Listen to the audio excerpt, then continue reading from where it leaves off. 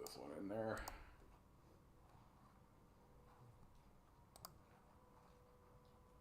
How y'all doing today? We did it. We made it. We're here. We're here. We did it. I feel like I have not slept all fucking week.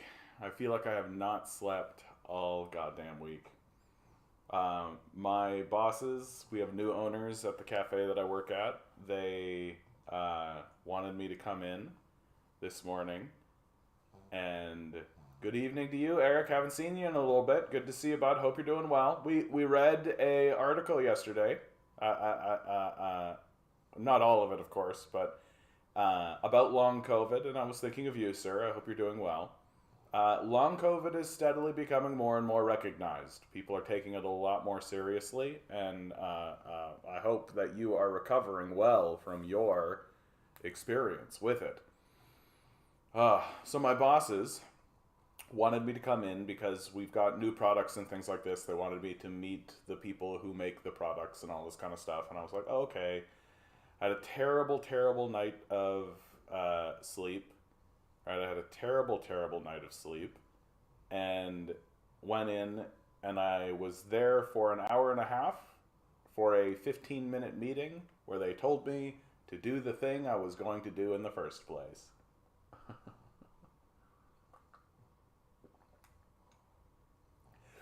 Basically, they could have just communicated it in an email. I shouldn't complain, though. It was nice to meet the people. It was nice to do all that kind of stuff. Major, how you doing? So, but the end result of it, of course, is that I'm here in body and hopefully in spirit. Long COVID, baby. Come back when you have long PP. I can always rely on you, John Smith. Can always rely on you, sir, to keep things professional around here, goddammit. And remind us what really matters, you know? If you're not laughing, you're not living. That's the John Smith motto right there.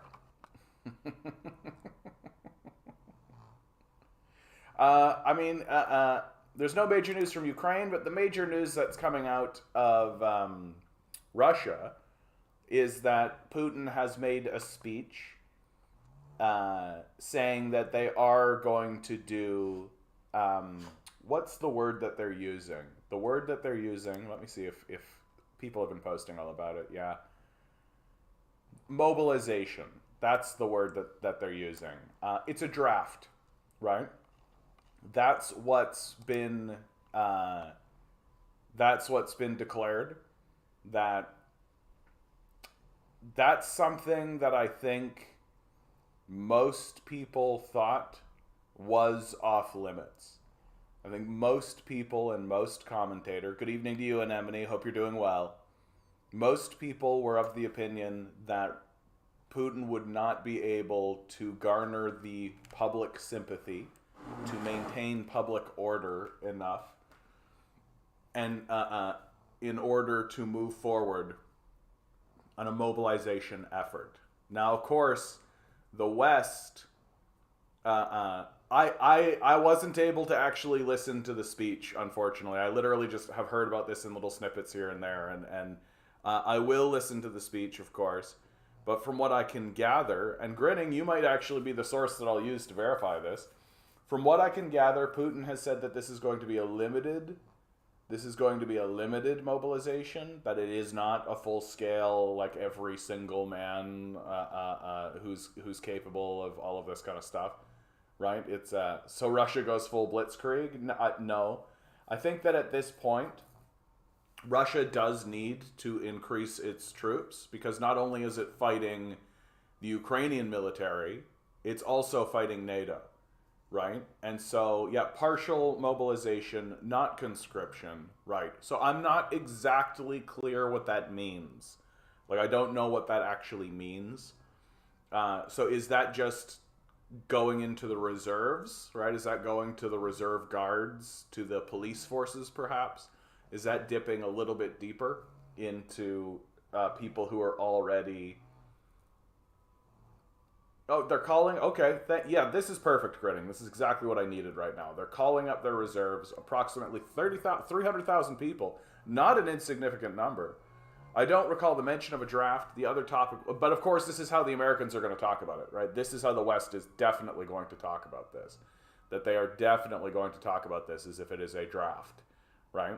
The other topic was the referendum in occupied territory to join Russia. Yes, that's I've reported on that yesterday that they're going to do a referendum. Hey, Danarchist, how you doing, bud? Good to see you.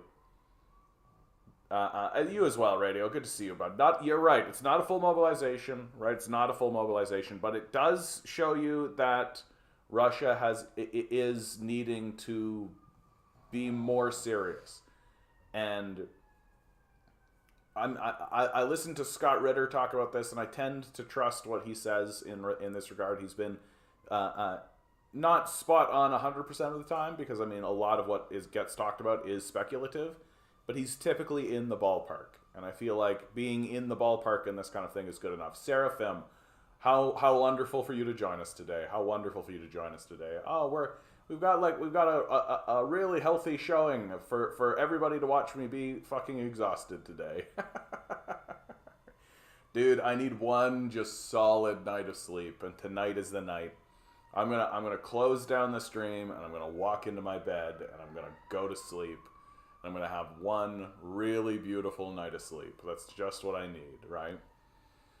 If the territories join Russia and then Ukraine attacks said territories, then they can justify full mobilization. I mean, Ukraine really, like, what we're seeing from Ukraine is everything it's got, right? Like, I don't think Ukraine can dig deeper, you know? Like, I feel like this last push that came out of Ukraine cost a lot of resources to get not a lot of gains, right? To get not a lot of gains. You know, they got little shreds of territory. It's a propaganda victory more than anything. Yeah, please do, Eric. Please do, because I'm just experiencing this kind of now. Like, I'm just sort of hearing about it now, right? And of course, there are responses, like people in Russia. Oops, sorry guys. And of course, there are people responding to it. Scroll up. Oh. It's a partial military mobilization. It's not even 1% of their reserve, and there's about 25 million reserve. Well, so it sounds to me as though they're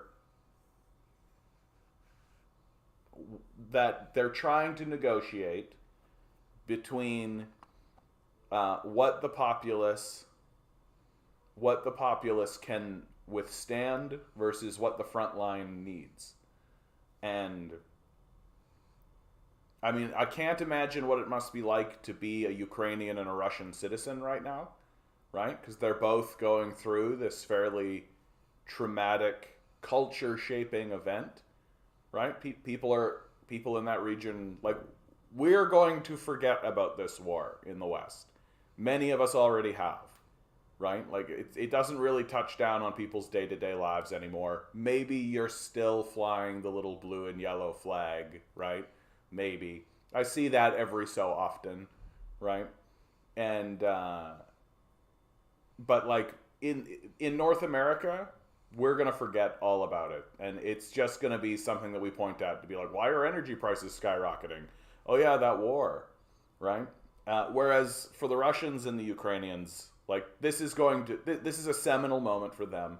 It's generation defining, right? Like, the Russian people and the Ukrainian people are going to entrench this war into their social consciousness. It's really going to matter to them. Good to see you, Content. Good to see you. Yeah, and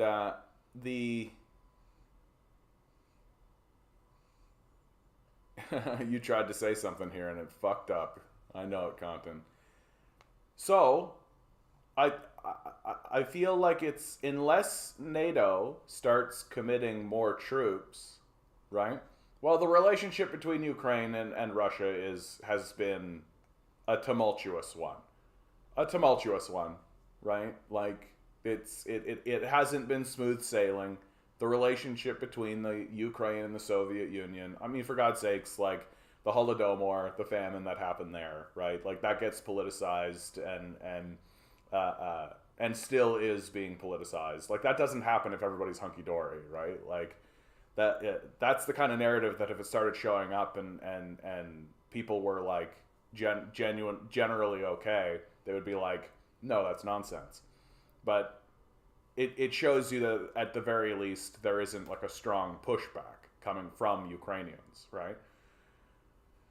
And really, like these sorts of conflicts have been going on throughout Europe for forever, right? Like it's what we are really seeing is how the Europeans deal with conflict and how they deal with conflict with each other, right? They've always done this. It's nothing new, right? It's nothing new. This is what the Europeans always do, right? And in the grand scheme of all things, you know, in the grand scheme of all things, unless this whole thing escalates and it suddenly becomes like a big fucking nuclear war, right? This is just another event.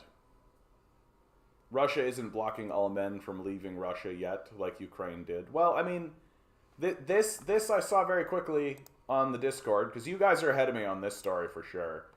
Like, this is a traffic jam that's stretching from Moscow to St. Petersburg, continuing to Finland, trying to create the narrative, and perhaps that is happening, that people are fleeing mobilization, right? Like, people are running away.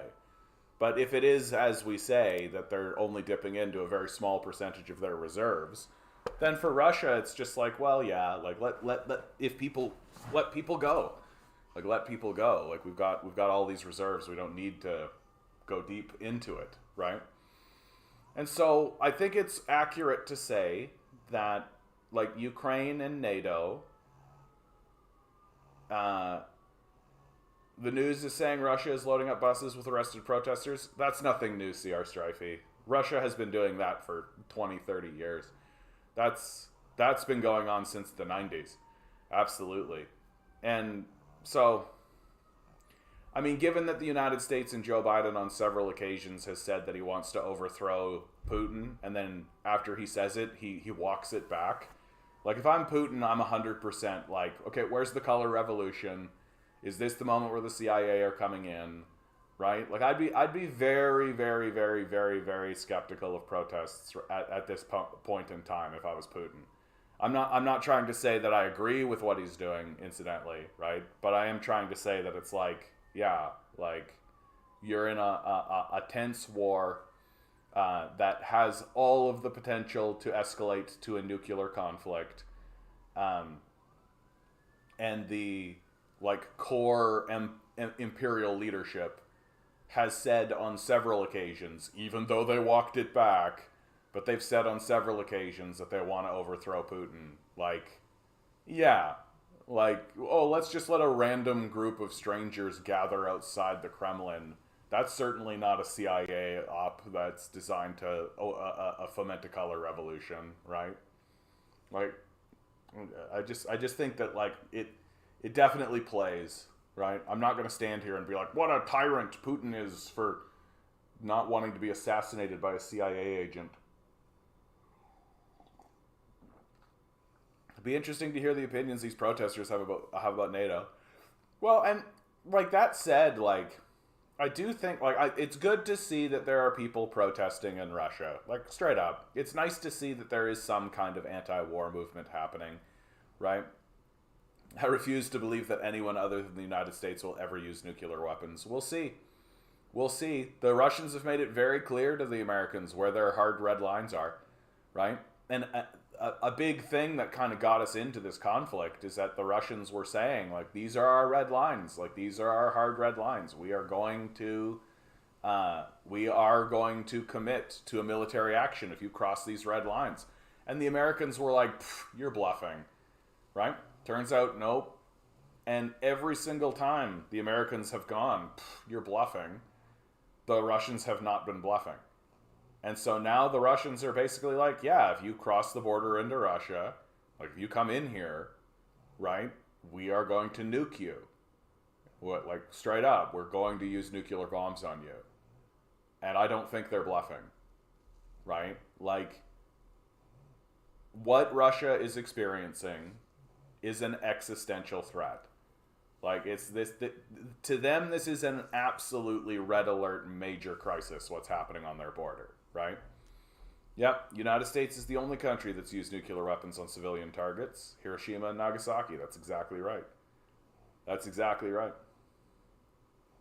Haven't heard much about Navalny lately. I think people have moved on from Navalny, dude. I don't think many people are that interested in hearing what this guy has to say. So to me, what I like here's the bad news in all of this. It does mean that the Ukrainian war is going to go until spring, at least. That essentially what's going to happen is that they're going to hold this referendum, right? The referendum is going to go Russia's way. This is going to be interesting haymaking politically, right? So there's going to be like there's going to be some people who acknowledge it, right? And some countries that acknowledge it and other countries that don't, right? We know the countries that won't, right? What'll be more interesting is to see the countries that do, right? Like North Korea will probably do it right away. Will China do it? Will India do it? Will the Middle Eastern countries, African countries, South American countries? It'll be interesting to see who actually says like that Donetsk and Luhansk is part of Russia, the Russian Federation, right?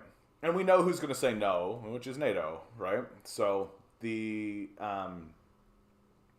you know things are getting really fucking bad when you've got Henry Kissinger calling for peace, right?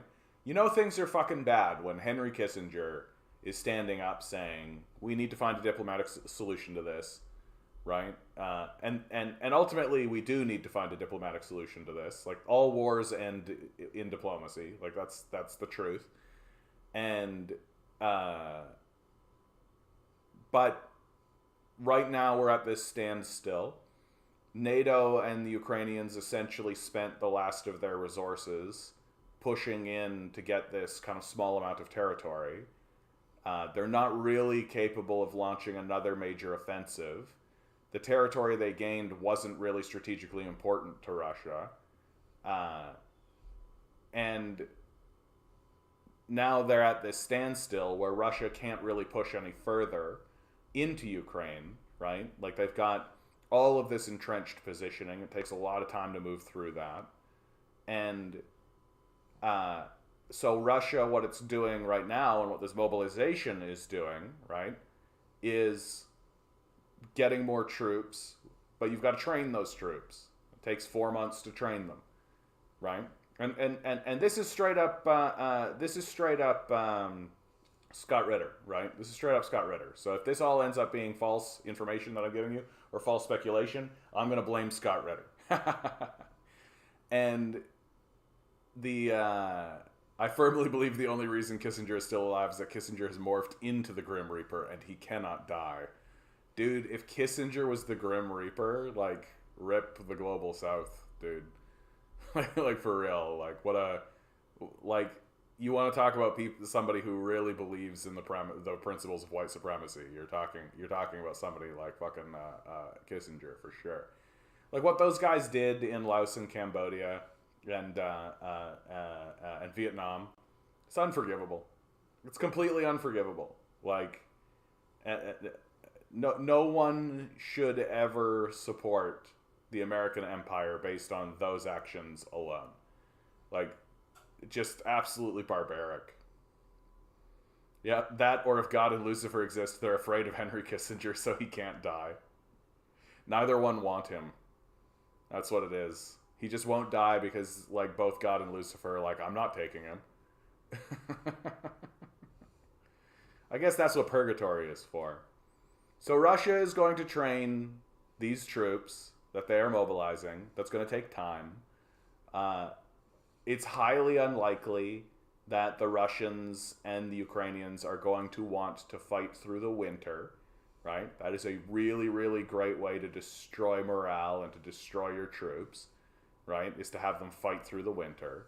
So there is going to be this, it's not going to be a ceasefire, like that's not what it is, but like you don't want to be launching major offensives in the dead of winter, right? Like winter sucks, right? And so we're going to have this period of time that from like October, November, December, January, probably into February, right? We're going to be troop training, all this, and then spring is going to sprung, and the Russians are going to launch a new offensive, right? Because they're the ones that are training the troops. They're the ones that are mobilizing troops. And the truth is that the Ukrainians can't mobilize any more troops because they're depleted, right?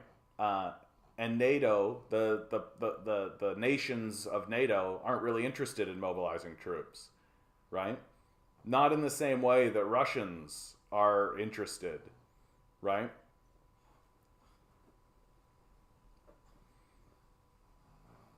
Like, you can be against the conflict in Russia and still understand that it must be done, right? Like, it is a serious existential threat to Russia. And it still is. And it's something that needs to absolutely be resolved. I keep saying it over and over again, that the thing that I think is going to be a real capper, like, I fully anticipate that we are going to see full-on Nazi salutes in the Ukrainian parliament. Like, that's going to happen before this is all done, right? That the Nazism that exists throughout Ukraine has been downplayed, even by those who are willing to point it out, has been downplayed into this, like, oh, it's just one battalion, oh yes, it's this kind of fringe thing. But the structure of the piece is such that there is no alternative, right? The only people who are going to be permitted to come to power in the end of it all are going to be Nazis. And we are going to see Nazi salutes in the Ukrainian parliament. I would actually bet money on it. Like, if I was a betting man, I would bet money on it. How would the Western leaders justify that? If it did happen, they wouldn't talk about it, right? Like, so much of what's happening in Ukraine is happening because the American people have no fucking idea what's going on, right? Like, they don't know about the Donbass war. They don't know about the 2014 coup, right? Like, if the propaganda machine can silence and ensure that entire wars, 8 years worth of war, including full-on massacres, can be obliterated from the consciousness and just be completely removed from the conversation, and they just consistently say, this is an unprovoked war, this is an unprovoked attack, unprovoked attack, unprovoked attack, right? You just repeat it and repeat it and repeat it and repeat it, and as long as you keep saying that, people will believe it. And if you stand up and say it was completely provoked, like it was absolutely a provoked war, like what are you talking about?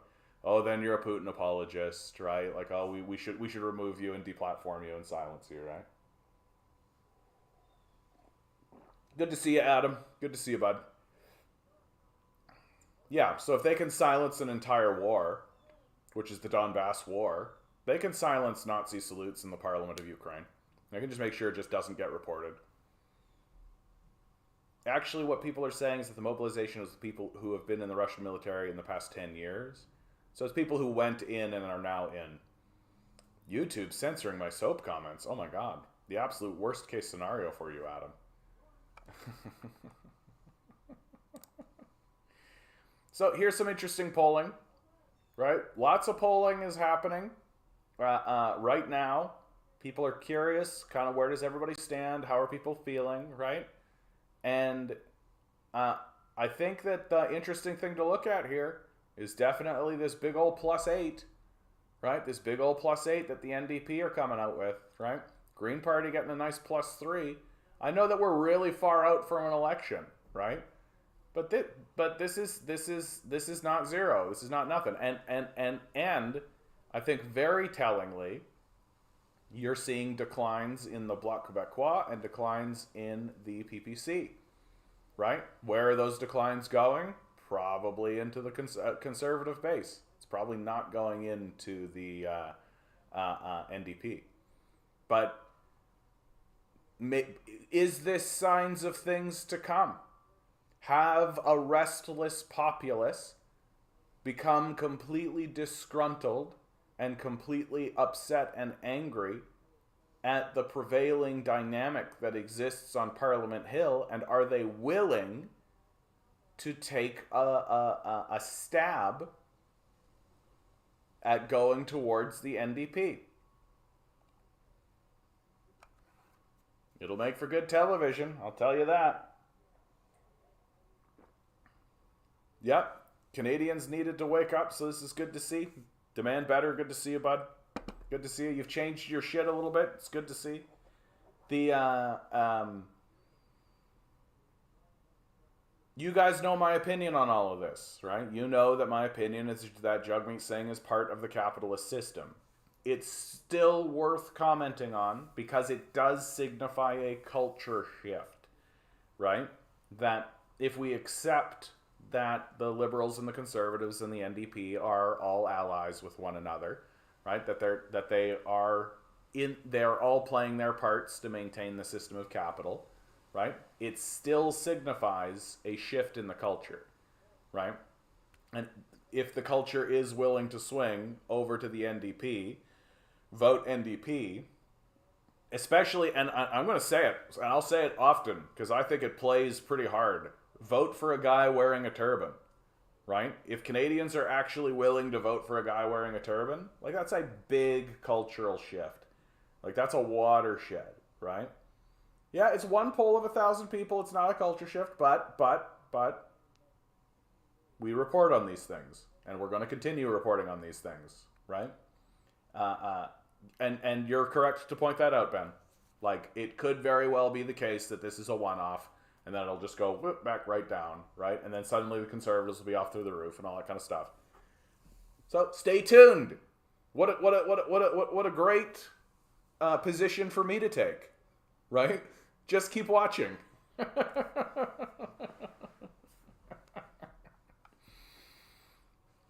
Danicus, let's try again. I recommend apple cider vinegar soap. Okay. This I actually disagree with this quite a bit.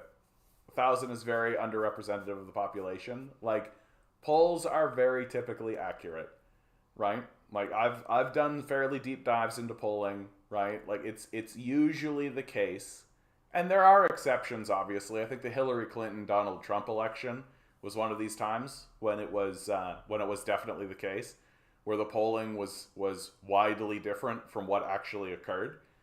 And I think that really showed you that there were sources that shouldn't be trusted, that there were sources that were attempting to use polling as a way to propagandize. And there were sources, Nate Silver is a good example, there were sources who were calling it as it was, right? I mean, for the Canadian populace, 1,000 isn't even enough to get a good idea. Do they even go into their sampling methods? So we're having a conversation about whether or not the polling sampling methods are valid. I mean, if they were invalid, and this is just like the hard truth, right? If they were invalid, then they would be widely different from the result, right? And it always pays to remember that what they're reporting on is not what's going to happen. They're reporting on what already has happened. That this is the opinion of people from September 9th to 16th. This is the general opinion of those people back then, right? And you totally can have situations where the polling data comes out and the populace has changed their mind, right? So it's always in reverse. It's always backwards, right? People tend to look at polls as if they are predictive, right? As if they're, oh, that means this is going to happen. And it's actually the opposite. It's this is what already happened. This is how people were thinking, right? But it's the method we have to sort of call what's going on and to get a sense of what is happening within the populace, right? And and the truth is, you don't really need, like, you don't need to talk to 10,000, 100,000 people. You don't. Like, you really don't. Like, and if you do, what happens? You end up with the same data. You end up with the same result, right? That the like, people are not actually individual snowflakes. There aren't actually that many positions, right? Like, you need at least one person from each group in society, not necessarily 10K people. I mean, and that's why you do regular polls, and that's why there's multiple polling stations. Again, right? This is one poll, right? This is one poll. And, like, what's interesting to see is that most polling, there are organizations that not only do polling, but they do aggregate meta polls. So they poll the pollsters, and they're very honest about, like, or very upfront rather, about these guys tend to skew a little bit more to the right wing, right? So that kind of tells you that they're probably doing their polls in more right wing established neighborhoods, right? These guys tend to skew a little bit more liberal, a little bit more to the left. But again, like, we're talking about percentage points. Like, we're talking about 1 to 2% percentage points that these guys are usually different. But participants need to represent the actual Canadian population: age, race, sex, education, socioeconomic status, etc. Sorry, I don't mean to be a doomer. I've given up on the Canadian populace's ability to vote intelligently. Good. Anemone, let's crack this open, because you just stumbled inadvertently into one of my favorite things to talk about. The Canadian populace does not vote intelligently.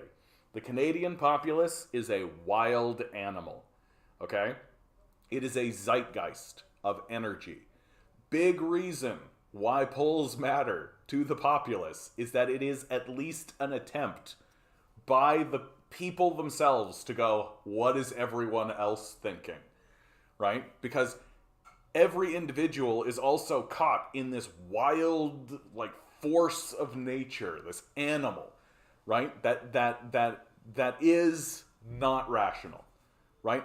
It's not irrational all the time, but it's definitely not rational, right? It's definitely moving. Like, I mean, you guys see the chakra poster. You guys know what I'm going to talk about, right? Like, it's moving with just the base energies that exist within it. And a society that gets into survival mode, right? And we are not actually there quite yet. Like, we're not fully in survival mode yet, but we are starting to be a lot more, like, aware of our mortality. The COVID period really made us a lot more aware of our mortality. We're starting to act a little bit more tentatively, right? We're starting to act a little bit more, right? We're not actually, but what is certainly the truth, right? What is certainly the truth. So maybe we're not completely destabilized and in survival mode, but we're certainly not having a good time. Good day to you, Tinker. Good to see you, bud. We're certainly not having a good time, right? We're not having any fun, right? So, like, the first chakra is root survival, right? And we're not fully destabilized yet, although there are big sections of the populace that are articulating things that tell you that we're feeling unsteady. What's the second chakra? It's the pleasure chakra. Do you think anyone's having any fun? I don't. Right? And if you don't have any fun, you can't be confident. And if you're not confident, you're not going to have any love. And if you're not having any love, then you're just a babbling idiot. And if you're a babbling idiot, you can't come up with any good ideas. And you're certainly not going to be able to see yourself for what you actually are. You're going to fall prey to illusions and delusions about what you are and what the populace is. Right? So, the populace is a wild animal. And these polls are useful to everyone to at least try to plant a flag and say, okay, we think this. Like, what we are fundamentally doing is we are casting our gaze into the base opinion of the electorate and trying to put a flag point down and say, okay, this is what we think, right? In this moment, like this little snapshot, little moment, right? And it has to be somewhat credible, because if it wasn't, then it would be random, right? Then one guy would pull one way and it would be completely different, and one guy would pull one way and it would be completely different, right? I'm surprised NDP is close to Libs, but I guess it will blow it as well as Poindexter. I'm not that surprised. I think people are actually looking at this dental care plan and seeing that it is the NDP that are the ones that are responsible for it. And they are seeing that the Liberals are being forced to respond, and I think the populace is actually saying it is the NDP that's doing it, right? And I think that's garnering a lot of sympathy, right? I mean, it's not nothing, right? Like, that's, as much as I like to bitch and moan, as much as I like to get all doom and gloom on this channel, you guys know me, right? It's fair to say that, oh, hey, here's a political party that actually said they wanted to do something, fought for the thing they wanted to do, and now the thing that they wanted to do is happening, right? Like, that's convincing. It is. It's convincing, right? Is it the great fight that I want to see from the NDP? No, obviously not, right? But it's not zero, which is what we're getting from the Liberals and the Conservatives, right? Like, the NDP have stood up and said our vote is hinging on whether or not this legislation passes, and they see that the Liberals are sort of dragging their feet, and let's be honest, the electorate is also sort of cooking their feet a little bit. I think their own base is looking at them and being like, what's up?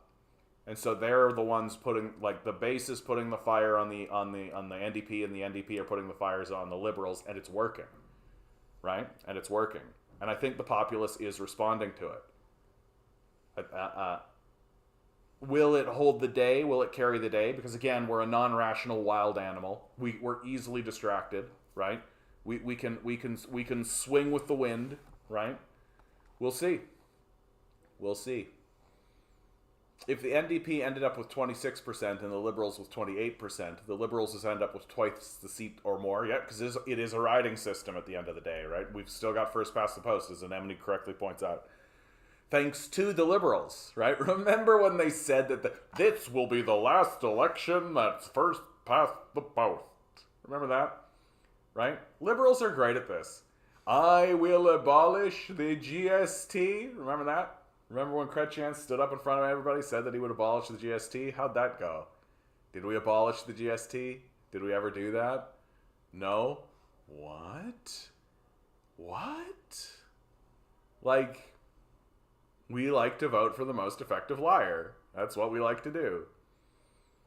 If NDP and Jagmeet cared, now would be the time to strike. Due to the danger of PP's rise, we should all be demanding that the NDP demand universal dental care, pharmacare, or force an election. Yeah, I mean, like, I agree with that ostensibly. It just seems as though the power structure, the capitalist power structure, has done a really good job of co-opting the systems, like the unionization systems, and ensuring that they are rendered inert, right? Which is the goal for sure. Yeah, Ontario is a great example. No one voted because there was no good options, so Doug won again. Yeah, I mean, what an indictment of the NDP here in Ontario, man. They just, like, they were not able to convince people that they were meaningfully different from Doug Ford. Like, that's pretty fucking embarrassing, if you ask me. And it is because I think the NDP were just not willing to be bold, right? They just weren't willing to actually stand up with a strong policy platform. And, like, when it comes time to run an election, and this is something that the Liberals know, right? The Liberals know and the NDP are yet to learn. right? Like the NDP come out and they're like, we want to do this and this and this and this and this, and it kind of gets all lost in the wash, right? They're trying to do like a death by 1,000 cuts. And that's not how that's not how the zeitgeist responds. It's not how the beast responds. The liberals know how to get the attention of the populace. You pick one issue, right? Maybe two, but usually it's just one issue, and you just pound the pulpit on that one issue, right? You have responses to other stuff, so you're not just like the rent is too damn high, but like you have one central plank that is absolutely at the dead center of your agenda, right? For Justin Trudeau, it was electoral reform, right? Marijuana legalization was not nothing, right? That definitely played, I think, but electoral reform was something I think that people were and still are hungry for. For people like Chrétien, I will abolish the GST, right? Like the liberals know how to run a campaign, and I wish the NDP would figure it out. That you need to pick an issue. You need to pick one issue and make that your central policy plank. And that is simply because the zeitgeist, the monster that you're dealing with, the populace, they are not reading your little pamphlets. Like, this is something that really pisses me off about how NDPers think, is that they genuinely think that people are going to read these policy documents. We here at the NDP released a policy document. It's 50 pages. Hope you enjoy. No one's reading that. No one's reading that. And it's baffling to think that anyone like would or should, right? We're busy people. Like, get fucked, right? People, like, I'll read that, and then you'll come to me, and then I'll tell you what's in it. So I'll give you, like, the Cliff's Notes, right? So what am I doing? I'm doing what the NDP should do in the first place. Create a central plank, pound that pulpit, right? And, like, that's how the NDP are going to get power. Like, that's the only path for the NDP. And they just refuse to do it. And at this point, it should be called a refusal, right? That, like, now we're at the point where I think the NDP are kind of, like, begrudging controlled dissents. That, like, if the populace swung to the left and went under them, they would be like, oh, shit, I guess we gotta govern now. You know? Whereas, and, like, you guys know that what I'm saying is true. Like, Doug Ford didn't release a policy platform in the last election. He literally didn't release anything, right? So the NDP are standing up and being like, here's our 50-page document. And the conservatives are like, yeah, I'm Doug Ford. And that's it.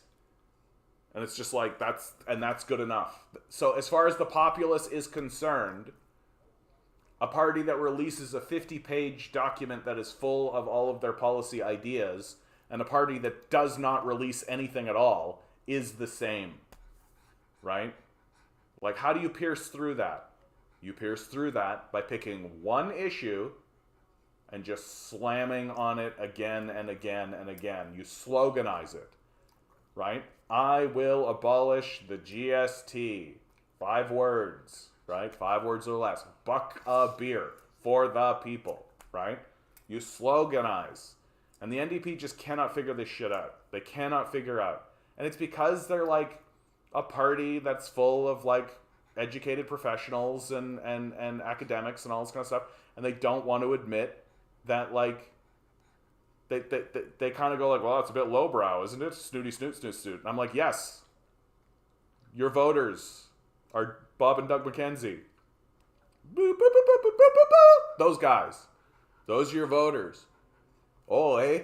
We're near election time, eh? And we're gonna go vote. What do you think about the parties? Oh, I don't know. Andrea Horvath, she released a policy platform. What 50? I'm not reading 50 page. I'm a busy man. I got things to do. You know. See who these guys are. Yeah. I see this happening in the federal election too. I don't know. I think that like I do think that Jagmeet Singh has successfully, like, the tax the rich sort of AOC Bernie Sanders sort of platform, I think still does somewhat float about him, right? I do think that the populace is seeing that. And really, if the dental care stuff comes in, right? If that dental care stuff comes in, like, I actually think that that's quite serious, right? I think that that's quite serious. Because it's something that the NDP are going to be able to point at and be like, look, we got you this.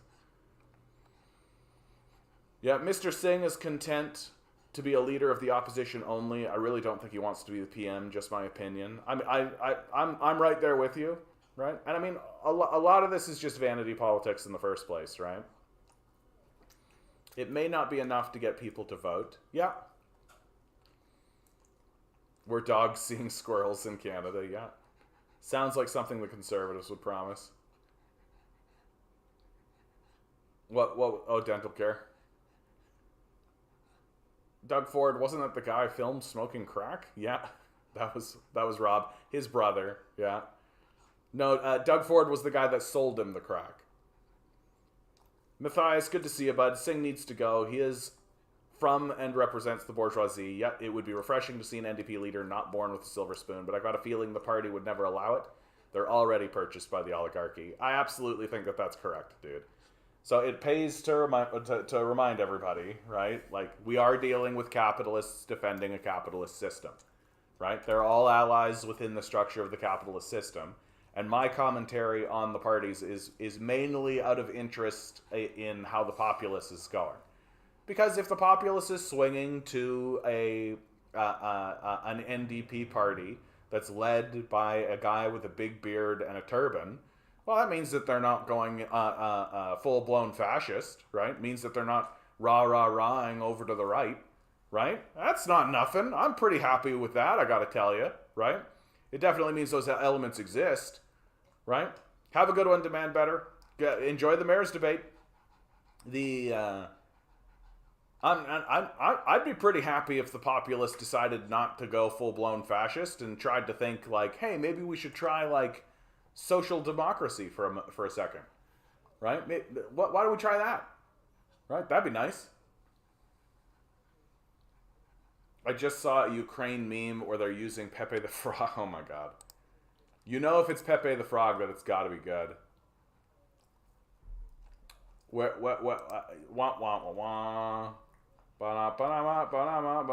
been lied to, dude. I've been lied to. I've been lied to. No Ukraine meme. What's this? They can't help themselves. Oh, I loved this. This is from Elon Musk. Individualized mass transit is the future. What a fucking idiot this guy is. Oh yeah, here we go. Waiting for 30,000 or 300,000. Pepe the Frog. God bless him. What is American democracy?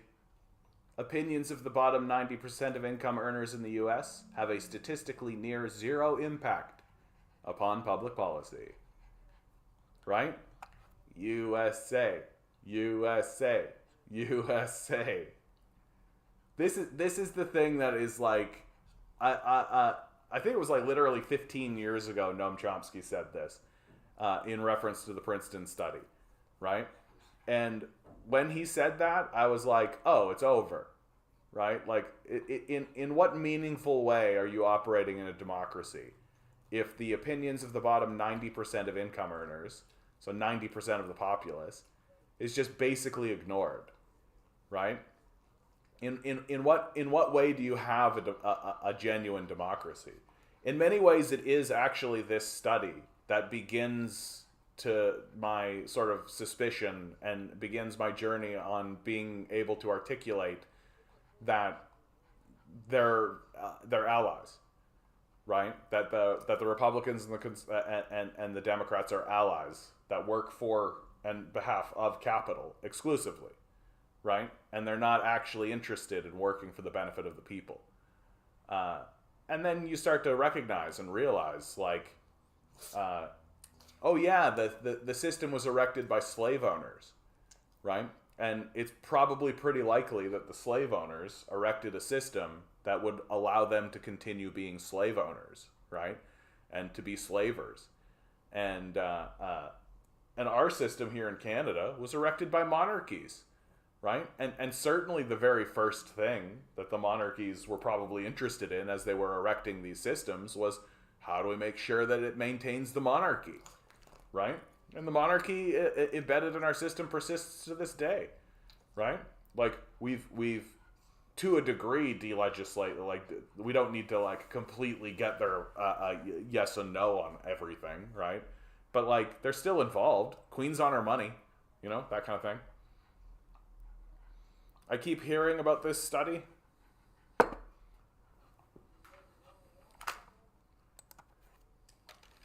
Princeton study.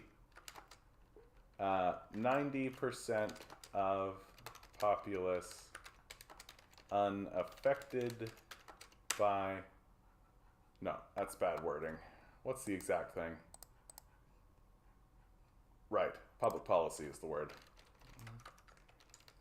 90% of populace, public policy.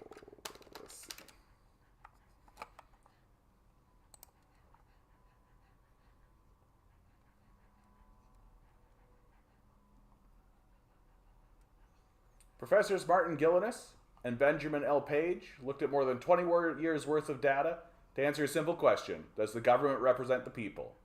The study took data from nearly 2,000 public opinion surveys, compared it to what policies ended up becoming laws. Are they going to actually show you? You know what? But now we have names, right?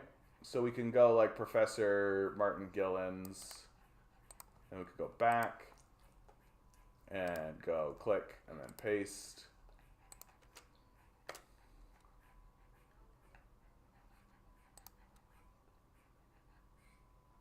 Yeah, here you go.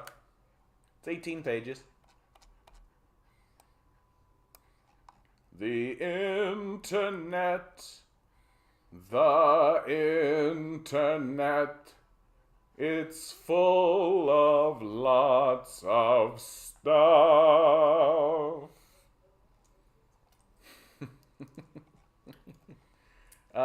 Does this have like a conclusion? American democracy? Oh yeah, sure, bud. Here you go. Copy. Pepe the Frog, farewell. Godspeed. And articles. Bam! It is finished. Right? Like, I think that it's amazing that we have this, this is an amazing research tool, the internet. And we mainly use it for, like, video games and pornography. Like, it's, but it's, like, loaded with, like, can you imagine, if somebody like Isaac Newton, like, if someone like Isaac Newton had access to the internet, like, it'd be crazy. Like, you can get, like, papers written by Chinese people, like, the day that they're written, right? Yeah, voting doesn't affect policy. That's just the long and short of it, right?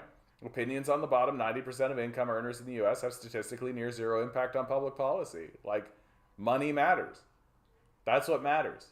So if you're rich, that you matter. And apologists for this will say things like, well, you gotta vote with your dollars, right? Which, of course, is like a good way of basically saying, yeah, if you're rich, you get a bunch of votes, and if you're poor, you get 0 votes, right? So Putin is finally half listening to Igor Strelkov, partial mobilization in effect. 300,000, but nuclear war is inching closer, yeah? We already had a talk about that. I mean, an extra 300,000 men is not insignificant. Like, you're going to be able to push pretty hard with 300,000 men.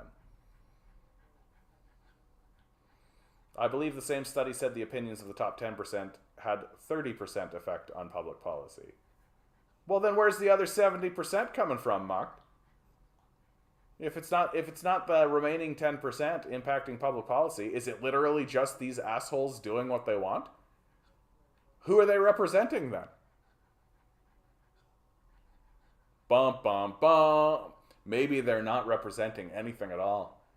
Maybe they just represent Moloch, the Lord of Darkness. Don't you love it? So the UK is right in the middle of this absolute crisis, right? They're in the middle of this energy crisis. Inflation is destroying people in the UK. It's they're gonna have like a fucking cold winter in the UK. Liz Truss defends plan to lift cap on bankers' bonuses. These guys are gonna get absolutely decimated in this next election. Like the party is not going to survive. Like I really do think like the Brits are walking into an election where if people find out that you voted Tory in this next election, I think it will come to physical violence. Like what the Tories have done and how they have failed to govern, right? And their overt boobish foolishness and the complicity of the media system in all of this, right? Is going to destroy them. This has big like Brian Mulroney resigning, leaving Kim Campbell to be fed by the wolves sort of vibes, right? Like it's the reason why I'm kind of talking about it this way is because I feel like when Mulroney resigned, they put a woman up in the hopes that the populace would be gentler to a woman. And they won't be, right? They won't be. They'll see right through it, and they'll absolutely blow it up. Yeah. I hope they do. I hope the Tories get completely decimated. I hope it takes the Tories 30 years to rebuild their party like it did here in Canada, right? Like it took forever for the Conservatives to rebuild their party. They had to go through like a whole Reform Party movement, right? And we all remember Preston Manning, right? Reform, right? We all remember that. And then, ends up all funneling under and coalescing underneath Stephen Harper, who, springs up, snags hold of power for a second, and then gets dethroned by Trudeau with foofy hair. In the United States, it's really only about 800 to 900 people that run the place. Yeah, and it's just getting pretty clear that they don't know what they're doing, eh? Like, one of the things that's really convinced me, Bill Gates, was it the Rwanda report, maybe?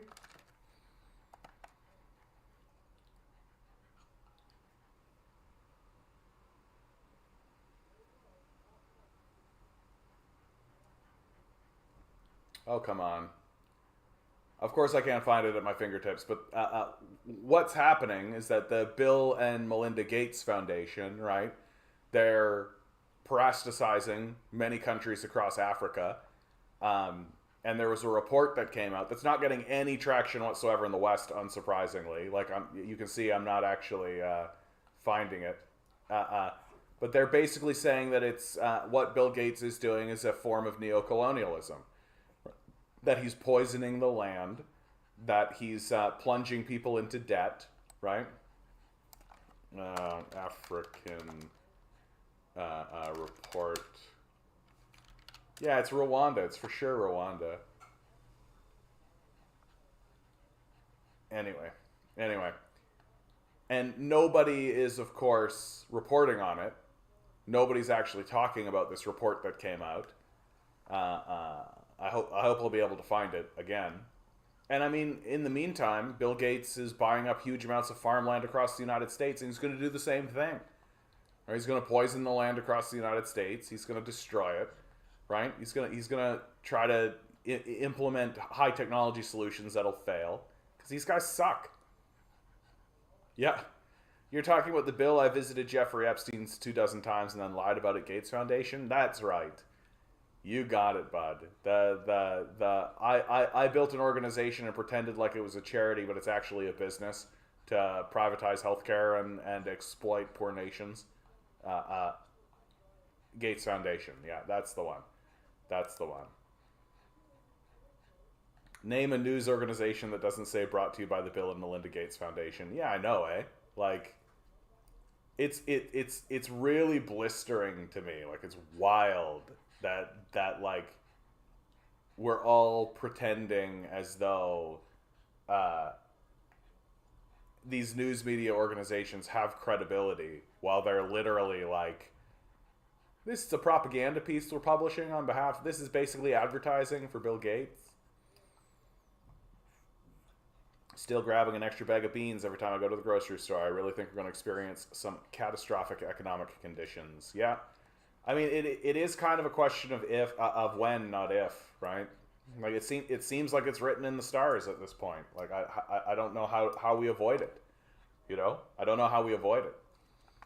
Yeah, unintended victims of Gates Foundation generosity. Yeah.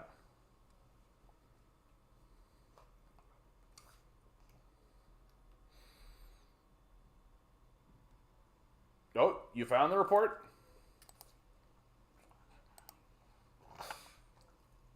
Is it this? Because I'd like to just have like a quick thing. No, that's from 2007. What I'm talking about is fairly new. Fairly new. Yeah, this is from 2007. So like... So, like, nothing, yeah, we can revolt, and we should, right? We should. Wonder if...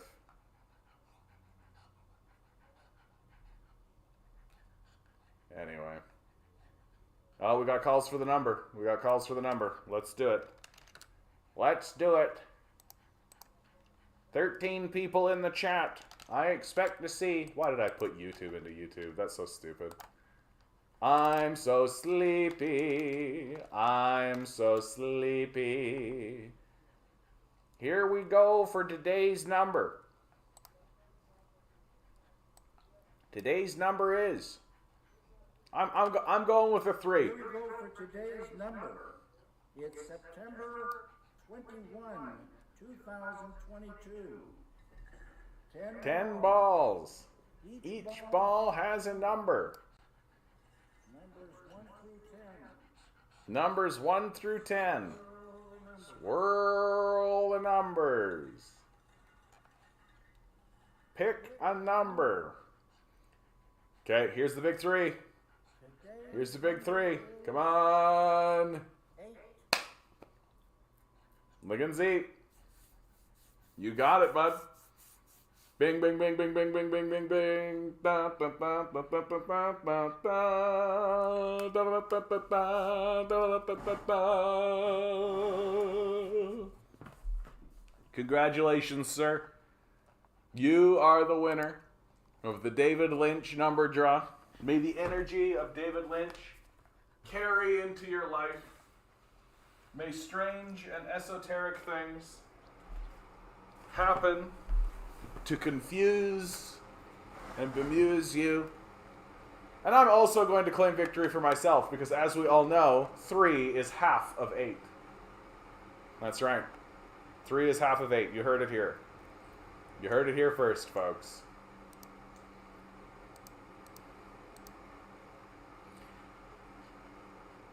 Here's an interesting thing that Bernie Sanders is getting involved in, right? How many times have I said on this channel that art is how we fight back, right? At a time of growing labor struggle, it's important to remember the music that motivated the heroes who came before us. Please join me this Thursday at 8 p.m. Eastern Time to discuss some of my top labor songs and the importance of music to our movement for justice. Bernie's top labor songs.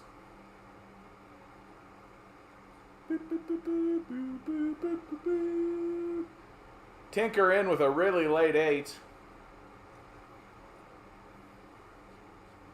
Yeah, that's right. I'm using conservative or economics mathematics. That's right. No, it's so funny because I said that one time because I meant that, like, if you take an 8 and split it down the middle, it becomes a 3. And then I think I said something like 3 is half of 8, right? And then, but, you know, which is true if it's just visual. I'm an arts kid. I have a theater degree, okay?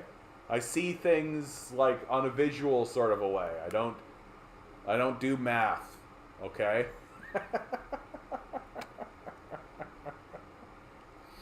And but that's okay. Neither do the economists. They don't do math either. So, did I go to TIFF? I wish I could have gone to TIFF. Are you kidding me? And from Victor Yara, U.S. imperialism understands very well the magic of communication through music and persists in filling our young people with all sorts of commercial tripe. Absolutely. Absolutely. Thanks, Mocked. That's good. At least I'm honest. I'm not tricking anybody. That's what matters to me. I know he lies a lot, but he doesn't lie about that. He's honest about it.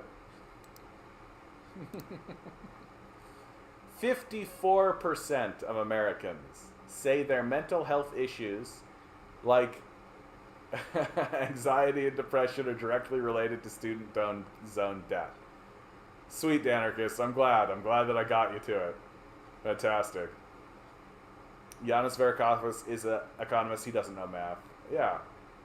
Well, because there's a certain degree of math that needs to be done in economics, but it's not actually that complex. It's not like trigonometry or calculus or something. It's like, a bushel of wheat costs $1,000, and the labor that you pay is $200, and so that means that the profit given to the manufacturer is $800, right? Like it's pretty straightforward shit.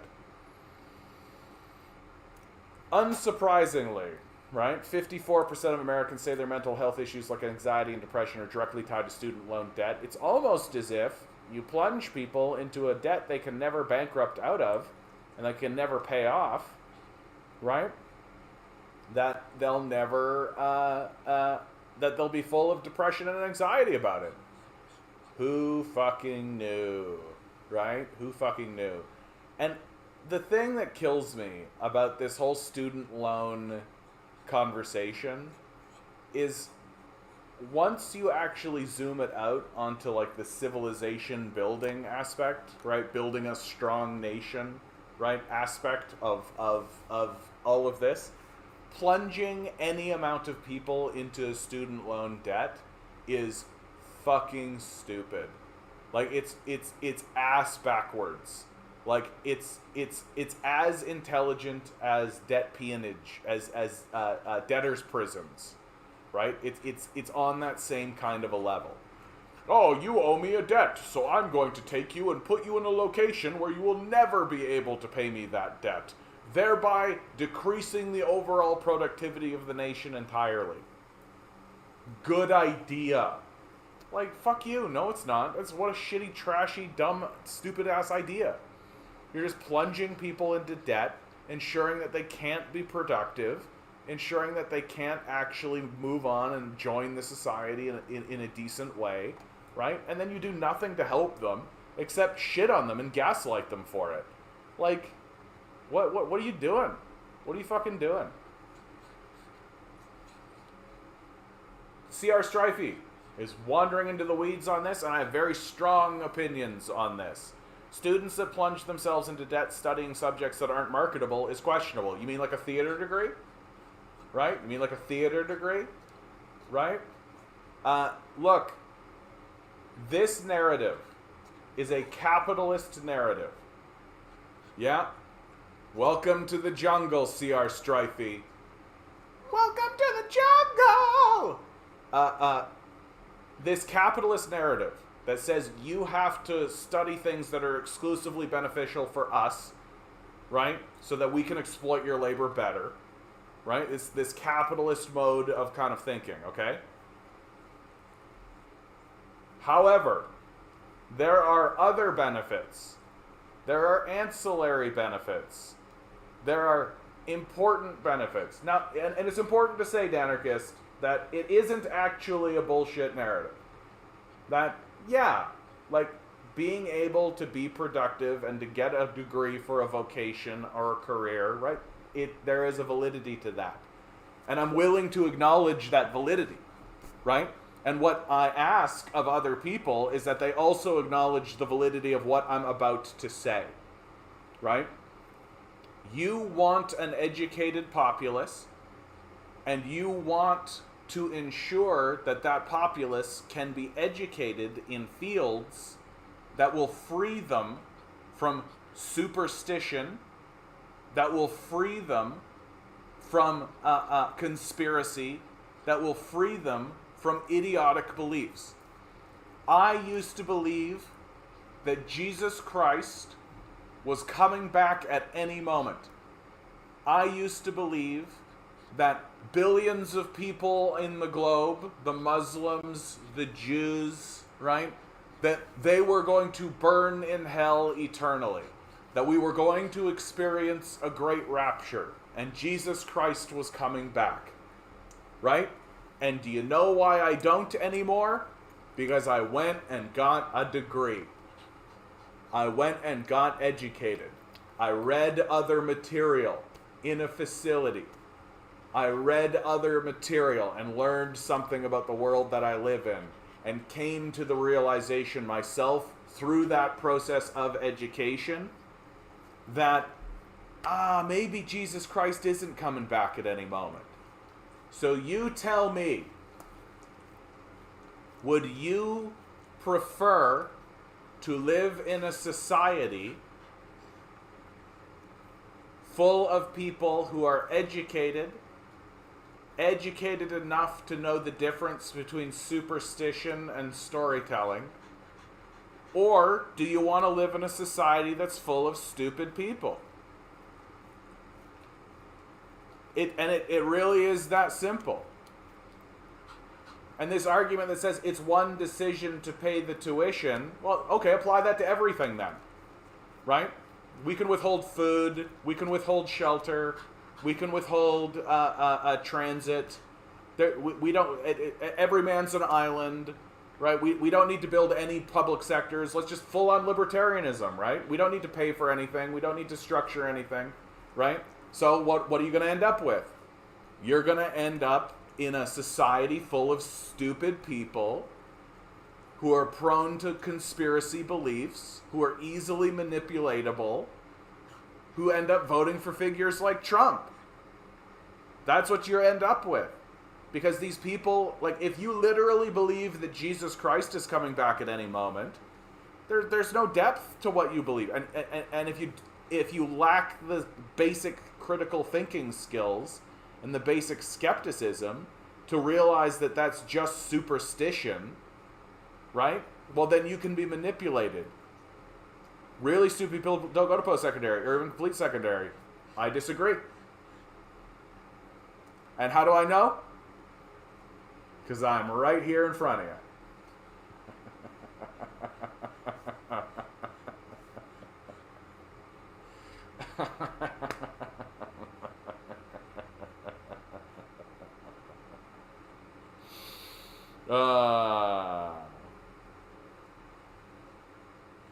Like, you want people to be able to go to university.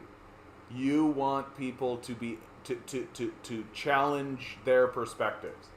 You want people to study philosophy. You want people to study the humanities. You want these things, right? You want these things. And if you're going to get caught in the how you going to pay for that grift that comes out of the libertarian right, then enjoy your society of stupid people and see what happens. Well, we are going to see what happens, right? Like, we're going to see exactly what happens with this ethos. This ethos of I don't want to pay for someone else saying, oh, you went and got a gender studies degree. Oh, you should have gotten a degree in grinding into capitalism, right? We're going to see exactly what the result of that is. Because the result of that is a society full of morons who think that their religious texts should be literal, who think that fundamentalism is an appropriate way to look at the world, who think that education exists only to be exploited by capital, and there's no such thing as improving oneself, and if you use your education to improve yourself, that is a waste of time for the society. So we're going to see exactly what the result of this is, right? We're seeing it in front of our faces. You think that oh yeah, the problem is with extraordinary. We can agree with that, C.R. Strifey, right? That the system of student debt peonage it's predatory. It's absolutely predatory. Like there's no reason for universities to charge these rates, except to plunge people into poverty, right? Or into a form of serfdom, indentured servitude, more specifically, right? That's the whole shtick. So, I profoundly disagree with this assessment that, if you didn't want to be in debt, then you shouldn't have got a degree in English literature, philosophy. Like, if you have a society of people who do not get those degrees, your society is illiterate and is incapable of imagination. And if you have a society that is incapable of imagination, then you will destroy yourself. You will. Right? Because you can't imagine anything else. You'll just revert back to the materialistic caveman brain that's loaded with superstition, that's incapable of understanding that, there's a different way to move forward. You end up with a society that's not capable of forgiveness. You end up with a society that's not capable of grappling with itself in big or significant ways. And we're seeing that unfold right in front of us, right? Like, if you genuinely want a society that is imaginative, that is creative, that has the capacity to understand what it's looking at and actually make sense of it, then you want everybody to be educated. And not only do you want everybody to be educated, you want people to be educated in philosophy, in the arts. You want those people to be around. You want people to be specializing in imagination. Because what we have done as a society is we have denigrated the imagination. We have said that imagination is only valuable if it makes money for capitalists. But capitalists, by their very definition, are a cap on imagination. Because you are not permitted, as the imaginative creator, to imagine or create systems that critique or ideas that critique the system of capital.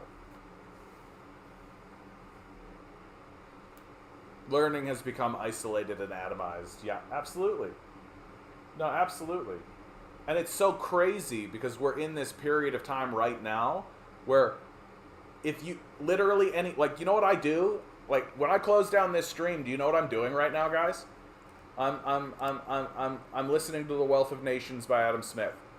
I've read it before in the past, but I'm going to go through it again. And then I'm going to do Ricard, and then I'm going to do Marx. Because I want to brush up on my economics. Right? Like, it's right here. It's free on the internet for anyone to not even just read, but listen to. You can literally just sit down and like do anything else and listen to this. Right? And all of the great classics, right? The Iliad, right? The works of William Shakespeare, the works of John Milton, right? Dante's Inferno, the theological writings of Aquinas, the writings of Isaac Newton. Do you want to listen to the Quran? How about the Bible? Right? All of this stuff that is right at our fingertips, that is right fucking there. And we're wasting our time watching like My Little Pony Friendship is Magic or something. Like, and you don't need to, this is kind of the great embarrassment of any of this. You don't need to go to a facility to learn any of this. It's right fucking there. You don't need to actually walk into a classroom to have somebody tell you, read The Wealth of Nations. You don't need that. Right? It's here. Spoken plainly for anyone to hear.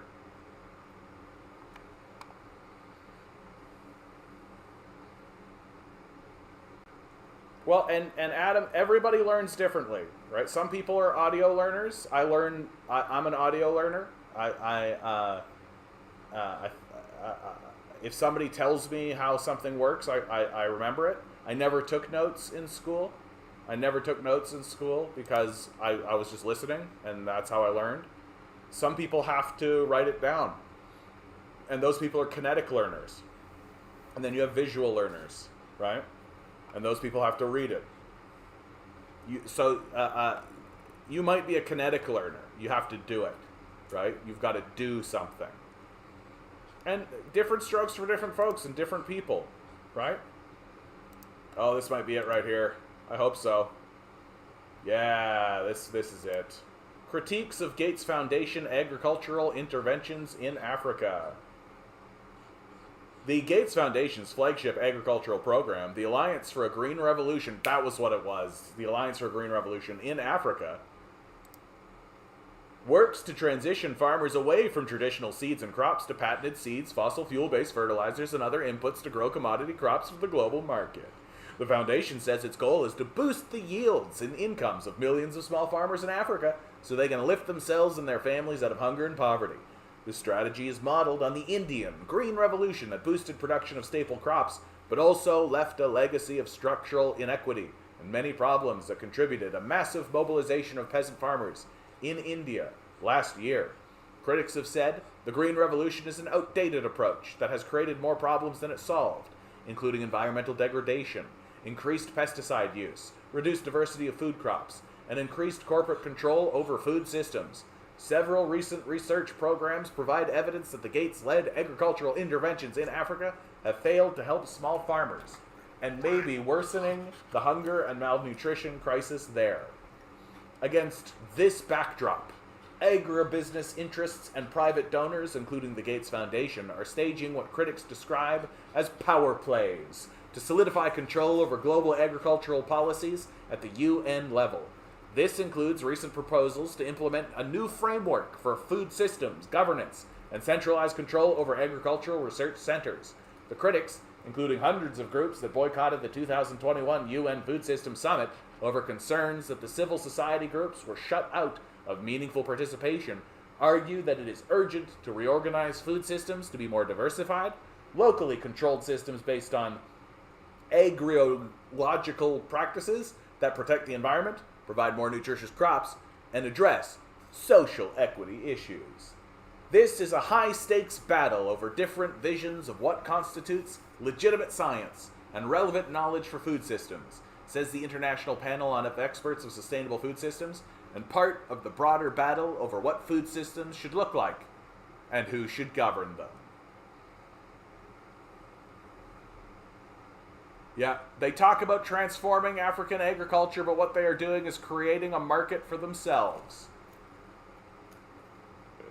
African groups, let's just read it straight up. Food sovereignty and civil society groups, faith leaders and farmers, labor and environmental organizations across Africa have raised concerns for many years about the Gates Foundation's agricultural development strategies for Africa and the Foundation's sway over public spending and government policies. In dozens of reports since 2007, the South Africa-based African Center for Biodiversity has documented the numerous problems with the Gates-led Green Revolution for Africa. These include subsidy deals, growing corporate control of the seed sector, expanding use of synthetic fertilizers and pesticides, escalation to more toxic pesticides as pests develop resistance to GMO seeds, soil degradation, loss of biodiversity, and negative impacts on small farmers. The group, and many others, are calling for a transition to agriological practices and policies that allow food sovereignty. The groups have also called out the neo-colonial dynamics of Gates Foundation funding for Africa. These critics say the foundation and other private donors, investors, agribusiness corporations, and Western governments are pushing a false narrative that Africans' farmers need to buy patented seeds and agrochemicals developed by Western corporations in order to produce enough food. They say African farmers and communities should decide how to shape Africa's food siesta.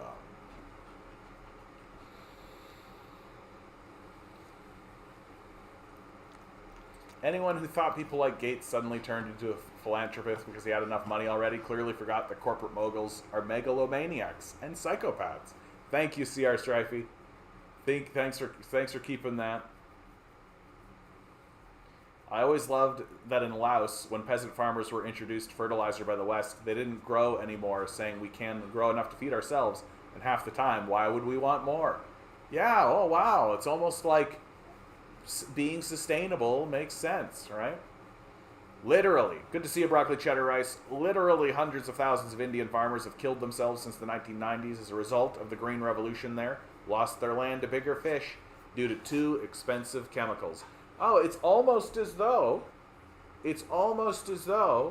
capitalism is a system of monopolization, where smaller fish get eaten by bigger fish that get eaten by bigger fish, until you end up with just a single owner, right? It's almost as though the system of capital has been represented fairly cleanly in a board game called Monopoly. Sometimes I feel like I should play a game of Monopoly on the stream. I did chess the other day. We could do Monopoly, just as like a showcase. Sometimes I get to thinking, like, I could design a board game. I could design a board game about capitalism, and it could be great.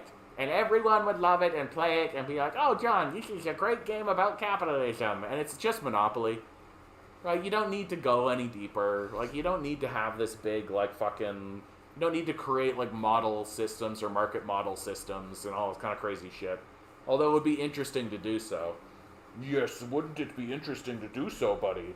Wouldn't it be interesting to do so? My little guy. My little scratchy boy.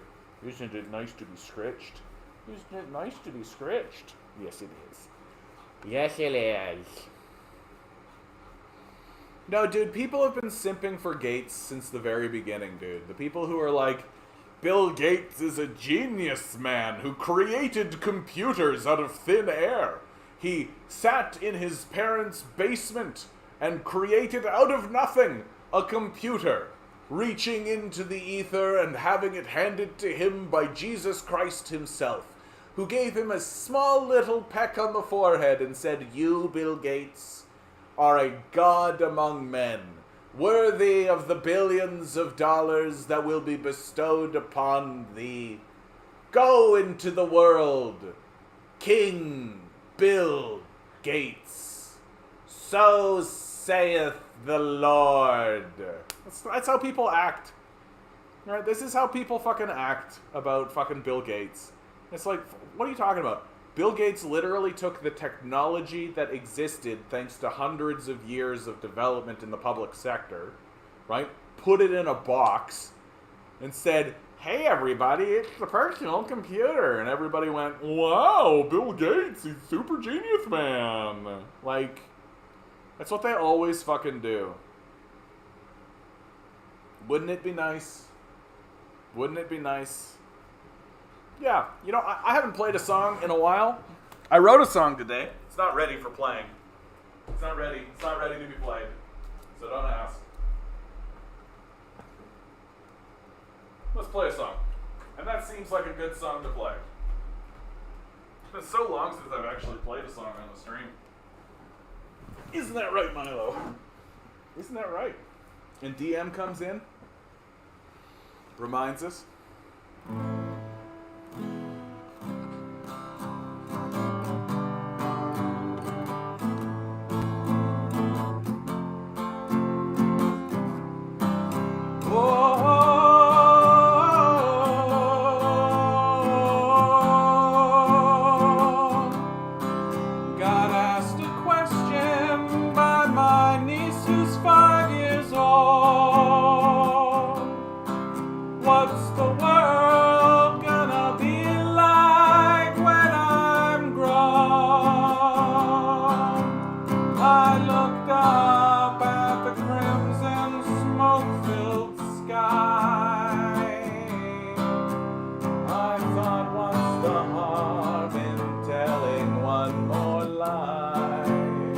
I said, everybody's safe, no one's living in the streets.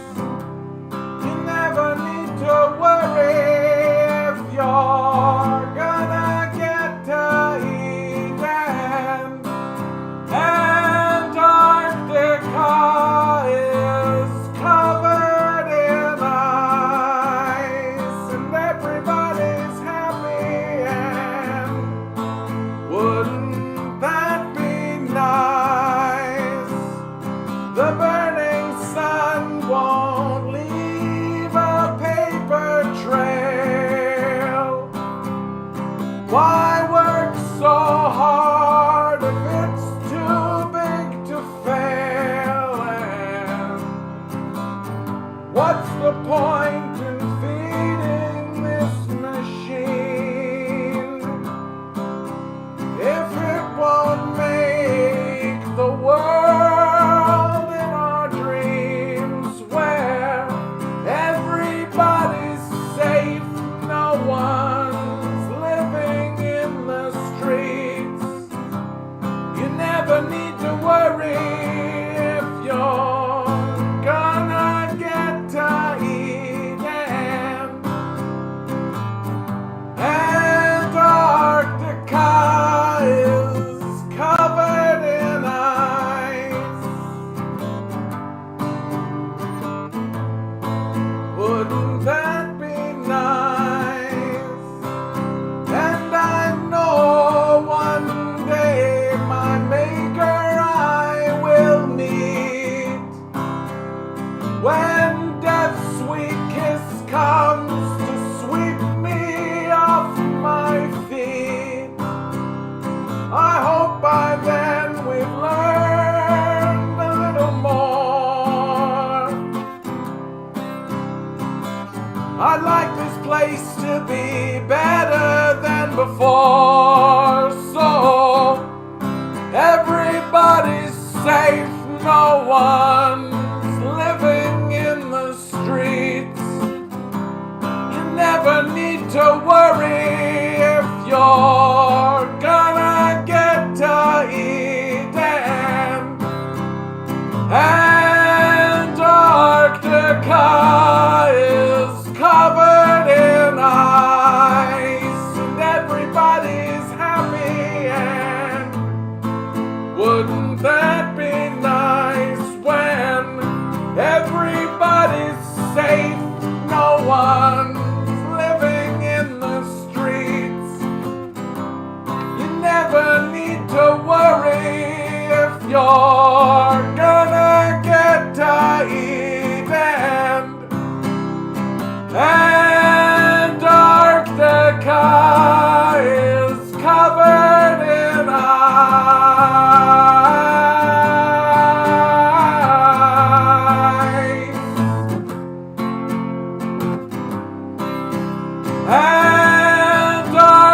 Antarctica is covered in ice.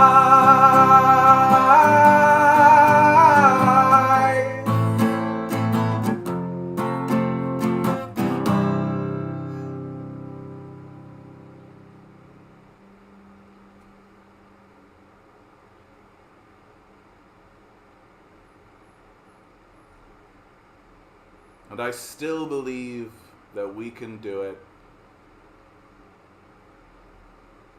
I still believe that we can do it. I will always believe. I will always believe. As the fires sweep through our lands, as the deserts spread, as the sea levels rise, as the famines begin, as we plunge ourselves into balkanization and water wars, I will still believe that we can do it.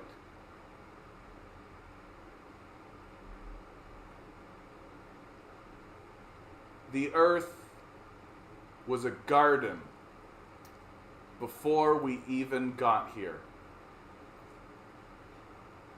It created us in a garden. We trundled out of the oceans onto land that was full of flora and fauna, waiting for us. We don't have to invent something. We don't have to do something. We don't need to create a product to sell. The earth is more than capable of healing itself. Thank you very much. And if we want to be here to witness that miracle, then all we have to do is stop.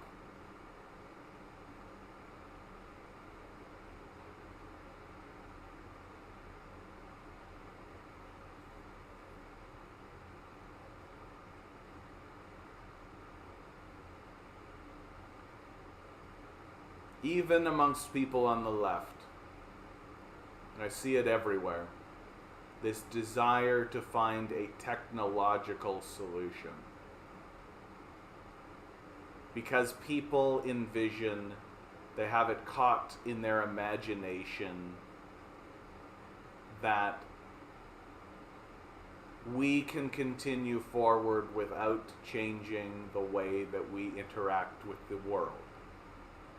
That we can still have all of these cars, that this interstate highway system is exactly the right way to organize all of this, that we can completely still be a consumerist society and a materialistic society the way that we are, and we don't need to change anything, we just need to invent something.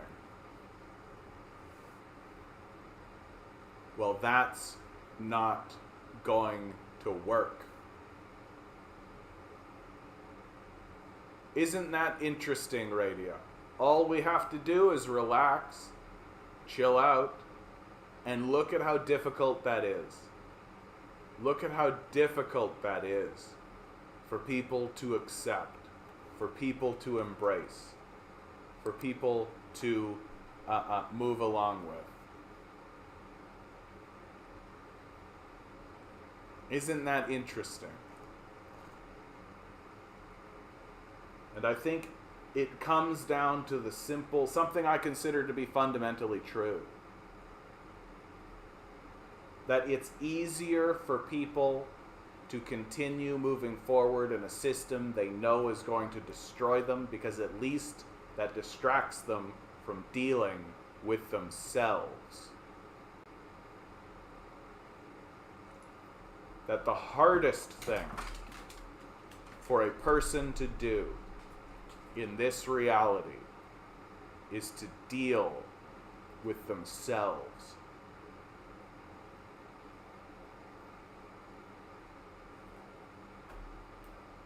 It's why we're constantly pursuing distraction. That's why we're entranced by the glittering lights of the internet.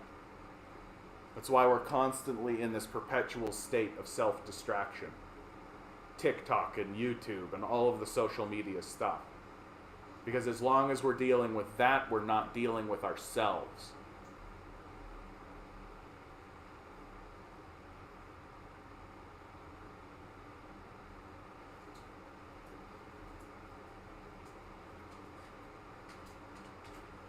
A Jesus or a Buddha figure to demonstrate how we live contentedly with less would be instantly crucified. They wouldn't survive. Not at all. That if such a figure were to rise in prominence, they would be shown the door very quickly. That's the reason why the Jesus story ends with him being crucified and then resurrected. Because the early Christians understood that we are going to experience high levels of violence for saying, be kind to one another, love your neighbor as yourself, for fighting back against capitalist systems, against slave systems.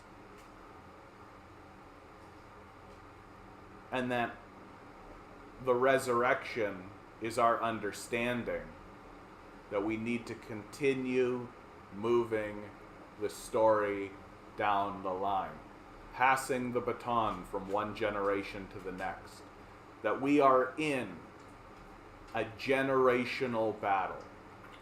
We are in a battle that has been going on for generations. And every iteration of the battle has seen information lost and then information regained, has seen the same arguments played out again and again. This generation's capitalist apologists are people like Ben Shapiro, Jordan Peterson, Steven Crowder, Matt Walsh, you know, Nazis. And while we simultaneously have access to all of the information of all previous generations, we seem to be more illiterate than ever. Because we refuse to actually focus and recognize that the only way we're ever going to get anything done is to surround the halls of power. And anything short of that will come up short. By design and on purpose. We live in a system that refuses to respond to us, that sees the crises that it generates as opportunities to exploit us for profit.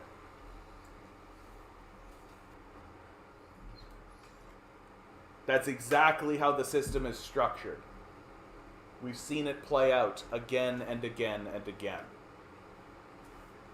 And now, I worry that the system has realized, oh, I can generate profit from crises, well then I will generate crises. Because if I can make profits from crises, then creating a crisis is profitable. And instead of passively waiting for a crisis to arise, they're now moving forward to create a crisis so that they can exploit it. That they took a look at the 2008 financial collapse, where they all got bailed out, where they all made a whole bunch of assets, right? They all got a whole bunch of assets handed to them for nothing. And they went, oh, why don't we just do that? Why wait for it to happen? Let's just do that. And they are doing that. You're seeing that here in the housing market in Canada. That's exactly what they're doing. That they're not raising the interest rates to lower inflation. They're raising the interest rates to bankrupt smaller players without collapsing the entire system. So that who's going to pick up those homes? Who's going to pick up that property? Oh. As always. As always.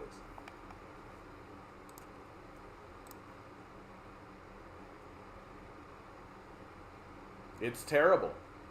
Buying groceries increasingly more difficult for many Torontonians. Articles like this are coming out at the same time as articles like this. Michael. Comments. This should not be ignored at all.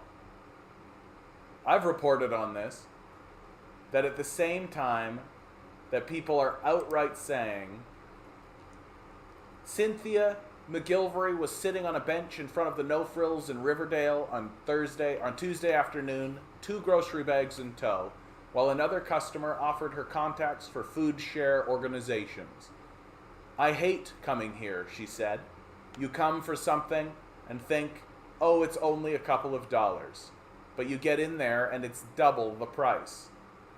The unaffordability of food is nothing new for McGilvery.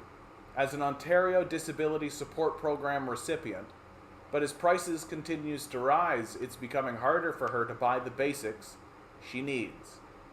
On Tuesday, Stats Canada announced the food inflation rate had soared to a 41-year high, with Canadians paying 10.9% more than they did a year ago. Even though the general rate of inflation is edging a bit lower at 7% compared to the 39-year high of 8.1% in July. As food inflation continues to rise, food banks in the city are seeing unprecedented demand, while shoppers feel the pinch in the checkout line. And experts say food insecurity among Torontonians won't subside until structural changes are implemented by all levels of government. Already, in 2021, almost 6 million Canadians were living in food insecure households, including 1.4 million children, according to Leela Sarangi, National Director of Campaign 2000, a coalition of groups working to end child and family poverty. Food inflation is pushing those numbers even higher, she told the Star's Josh Rubin on Tuesday. Families are continuing to have to make a choice between paying their rent, buying healthy food, getting prescription medication, getting clothes and supplies for their kids. About $300 of McGilvery's $1,058 per month income goes to groceries, mostly unhealthy food like bread, lunch meats, and instant noodles, and she relies on food banks and support programs for other items like fruits, vegetables, and meat that have become increasingly expensive in recent months. If I had to buy everything I get, it would be impossible, she said. Near the end of the month, you don't even know where your next meal is going to come from. I don't know how much longer people are going to last on the income they have. It's terrible.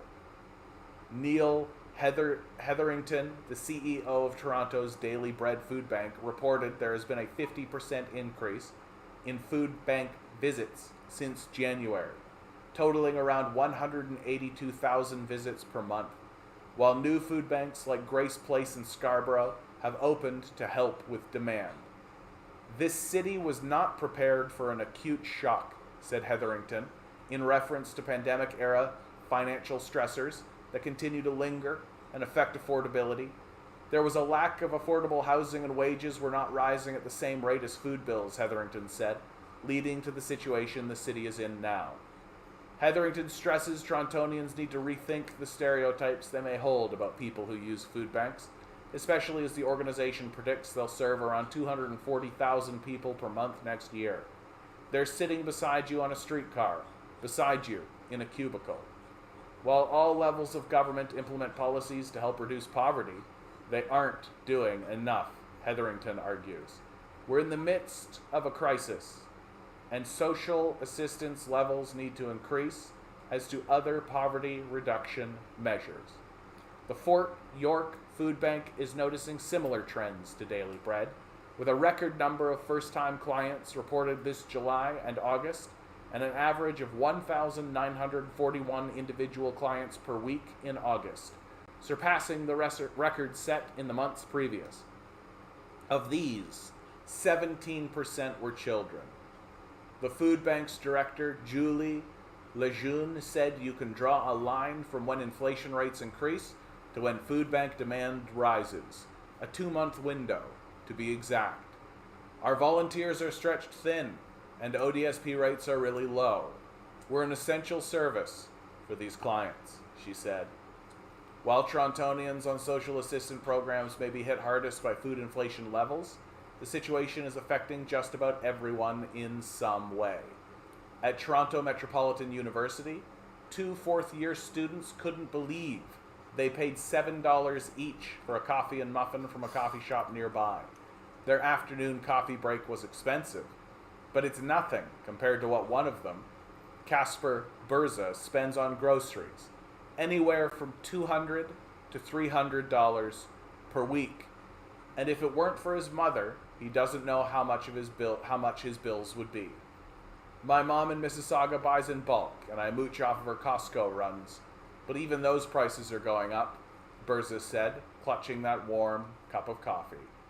Patricia Chung, a caterer shopping at the Food Basics at Gerrard Street East and Jones Avenue on Tuesday afternoon, told the Star the costs to cater events are skyrocketing, and it's impossible to keep prices down for customers, especially as the cost of cooking oil tripled from $21.99 to $60 per gallon at the bulk food store she shops at. Customers really don't have the funds to pay for the food, Chung said. We're struggling with them, but we're trying to work with them so we can help each other. So you hear that, and what are the guys at the top saying? The head of Canada's second largest grocery chain called Suggestions that the country's big grocers are exploiting their market power to profit from inflation, reckless and incendiary, and characterized the critics who are making such assertions as lazy armchair quarterbacks who know little about the food business. Michael Medland, chief executive of Empire Company Limited, which runs 1,600 stores under the Sobeys, Safeway, Freshco, IGA, and Farm Boy banners, a monopolist, made the unusually impassioned remarks at his company's annual general meeting on Thursday. Earlier, Stellarton, Nova Scotia-based Empire reported net income of $187.5 million in its most recent quarter, little changed from a year earlier. Quite frankly, I am tired of these armchair quarterbacks who make little effort to understand even the basics of our business, but are comfortable sitting on the sidelines, pontificating about how Canadian companies are reaping unreasonable profits on the backs of inflation, Medland told shareholders assembled in a movie theater in New Glasgow, Nova Scotia. This is absolutely not true, he continued. These reckless and incendiary attacks are meant to divide us, and sit in stark contrast to the collaboration and problem solving that we experienced in the darkest moments of the pandemic. Medland's remarks represent the most aggressive attempt yet by anyone in the grocery business to push back against a summer of bad press that stoked resentment amongst customers and threatened to attract the attention of politicians who have demonstrated a newfound interest in competition policy. Canada's big grocers have faced blowback in recent months for posting profit gains as shoppers faced the highest grocery inflation since 1990s. Empire and its main rivals in the industry, Loblaws and Metro, have all dismissed the criticisms as unfounded and misguided. That didn't stop the swirling accusations of corporate greed from turning into a public relations headache for the industry, which was only just shaking off the hero pay scandal of 2020, not to mention an ongoing federal investigation into an alleged scheme to fix the price of bread, and a protracted government campaign to stop grocers from bullying their suppliers. David MacDonald, an economist at the Canadian Centre for Policy Alternatives, has written that excess corporate profits and fatter margins in the food business were driving up inflation. A Toronto Star investigation published in July came to a similar conclusion, and last month, the Financial Post worked with the accounting and auditing experts to analyze financial statements from the top 3 grocers and found a more complicated picture than the one drawn by MacDonald in the Star. The scrutiny was being stoked by a handful of politicians, media sources, and think tanks, not because we are struggling, but for being too successful in this difficult environment of high inflation, Medland told shareholders. I guess it makes for easy headlines and ignores what is truly driving our success, he added, and I refuse to apologize for our success. This sounds like something a serial killer would say. I refuse to apologize for successfully murdering children. Empire has previously said its margin and earnings were getting better in part because of its 3-year Project Horizon strategy to expand its Freshco and Farm Boy brands while using e-commerce and analytics to drive profit growth. Has nothing to do with the monopolization of the market. In its earnings update before the annual meeting, Empire reported that profits actually dipped slightly in its first quarter. despite a boost in sales. Sales in the quarter ending August 6th increased 4.1% compared to the same period last year. The jump came from higher food and fuel sales, which were influenced by this year's surge in commodity prices, as well as its expansion of Freshco in Western Canada, the company said. Discount stores such as Fresco have been siphoning sales away from more conventional grocers this year because more shoppers are seeking bargains as household food bills climb higher and higher.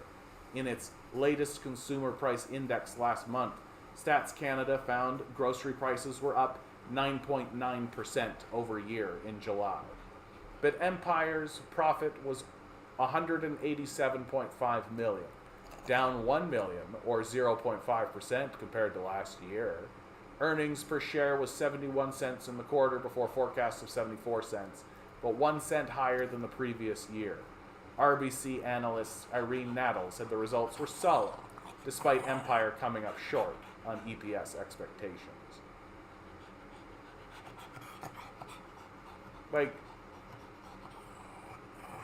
Just the fact that he's standing up and saying these comments alone shows you a complete and total tone deafness that exists. Let's even say that he's right. Right? Let's concede his position completely. The fact that he's coming out and saying to people like this, who are struggling to get their bills paid, I'm not going to apologize for our success, right, shows a haughty arrogance on his part in big and serious ways.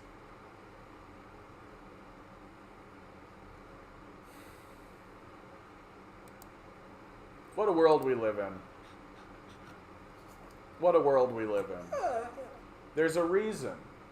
There's a reason why the U.S. has fallen to 41st place in the UN Sustainable Development Goals rankings, right?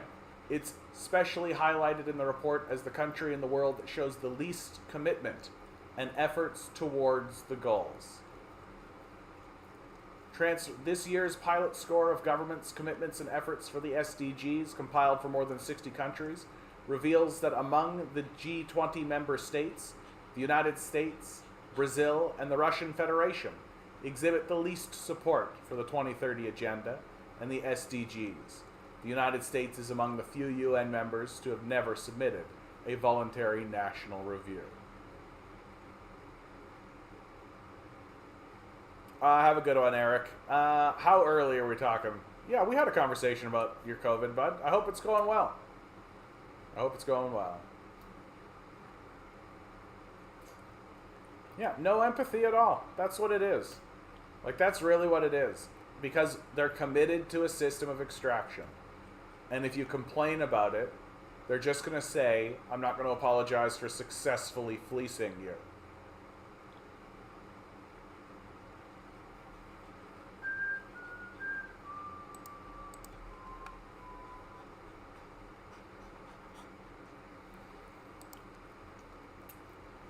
So it's no wonder that we are seeing more and more people focusing on putting in a basic income. Moncton City Council unanimously endorses basic income motion. This is a major city in New Brunswick, which is in the dark heart of the Irving Kingdom. It's said as a joke in New Brunswick, but it is actually the truth, that the Irvings own New Brunswick, because they do. And so to see a piece of legislation like this, or an endorsement like this, I should say, it's not legislative, but an endorsement like this get passed through the Moncton City Council, shows you a rising interest and a renewing interest. And we have our critique of the basic income, of course, as communists, but it does show that there is a rising interest in policies that run counter to the capitalist models. Yeah, that's always my question. What success is this guy talking about? It reminds me very much of when Kevin O'Leary said of raising taxes on the rich, why do you want to punish success? Right? When these psychopaths say, why do you want to punish success? It's not much different than Ted Bundy standing up and saying, "You want to put me in prison? Why? I'm a success." You're just punishing success, right? Did you also see the comment on Atlantic Canada getting a hurricane? Oh God, there's a huge warning for a blackout in PEI. Oh goodness.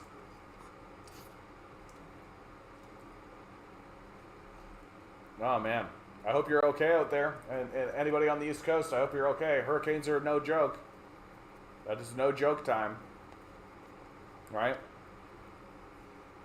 Like, and it is these sorts of crises, right? Natural disasters like this, where you really see whether or not the government is abandoning you. Like, what happened in New Orleans should have been a massive wake-up call for all Americans, right? That that the government is more than willing, that the power structure is more than willing to abandon, right?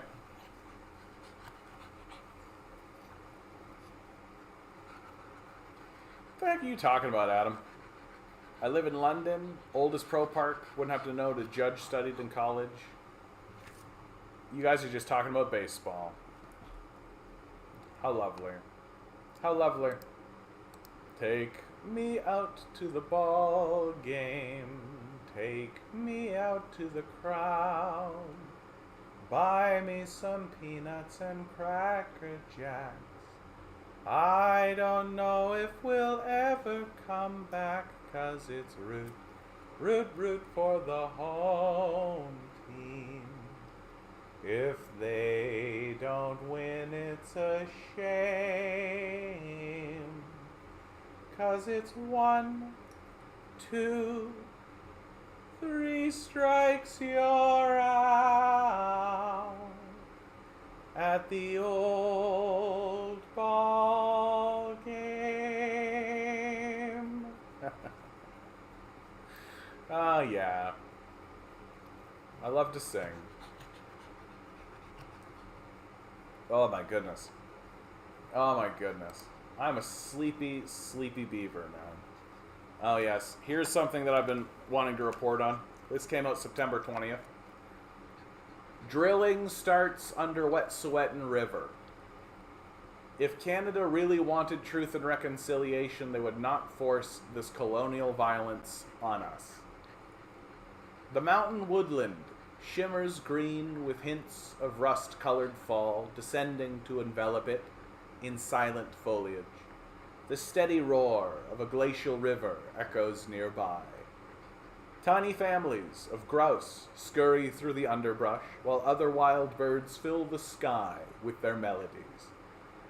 Bears leave red-berried scat piles dispersed on the forest floor, hints of their seasonal feasting. But that isn't all you can hear out here in the Morris River Forest Service Road, southwest of Houston, BC. The chatter of natural life is interrupted by pulsating construction equipment and the constant hum of industrial traffic.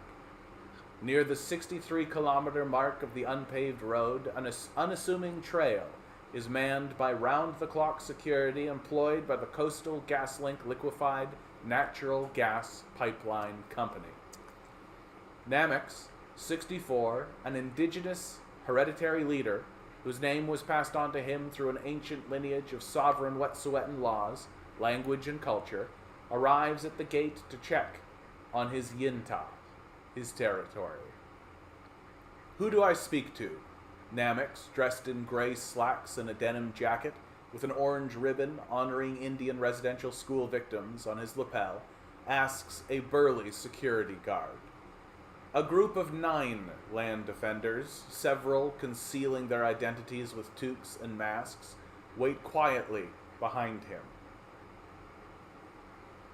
"Hello, sir. We're with CGL Security. How can I help you today?" responds the guard, while 2 more guards film the interaction. The land defenders also document every move of these unwelcome invaders on unceded Wet'suwet'en territory. "I'm going to go for a walk in and check on things," explains Namex bluntly. He locks eyes with the guard, and the eyeglasses resting on the top of his nose catch the glare of the sun. I'm going to stay on the main road. People are coming with me for my security and safety because I do not trust you or the RCMP. A thick tension permeates the air. We will not be impeding the work, continues Namix. We're just going to go in and check on things and walk. The security guard answers sharply. I just want to remind you that work being conducted here is lawfully authorized and permitted. Namix affirms his sovereign authority. I am the hereditary chief, and I have full jurisdiction over, the guard continues, speaking over Namix and looking away to face the land defenders. The Supreme Court of BC injunction is in place with the enforcement prohibiting anyone from interfering with, stopping, or obstructing work activities. Namix again tells the guard that he has the legal right to access the area and requests to see the CGL drill pad site that will destroy this part of his homelands. The guards and the pipeline company are trespassers on Wet'suwet'en traditional territory, an intact wilderness rich with plant medicines, meat to harvest, and clean drinking water, flowing in the Wedzin Kwa, the blue-green river, a sacred Wet'suwet'en waterway that is under imminent threat as CGL prepares to drill a route for its pipeline underneath the river. CGL has stated their method of drilling is safe, but Wet'suwet'en hereditary leaders disagree. Ricochet reached out to CGL representative for comment, but have yet to receive a response. Wedzin Kwa is a key salmon migration route relied upon by the Wet'suwet'en. The pipeline also threatens the purity of the river's drinking water. This area is usually crawling with RCMP, who have a command post along the service road. Their mission is to ensure CGL gets its pipeline built.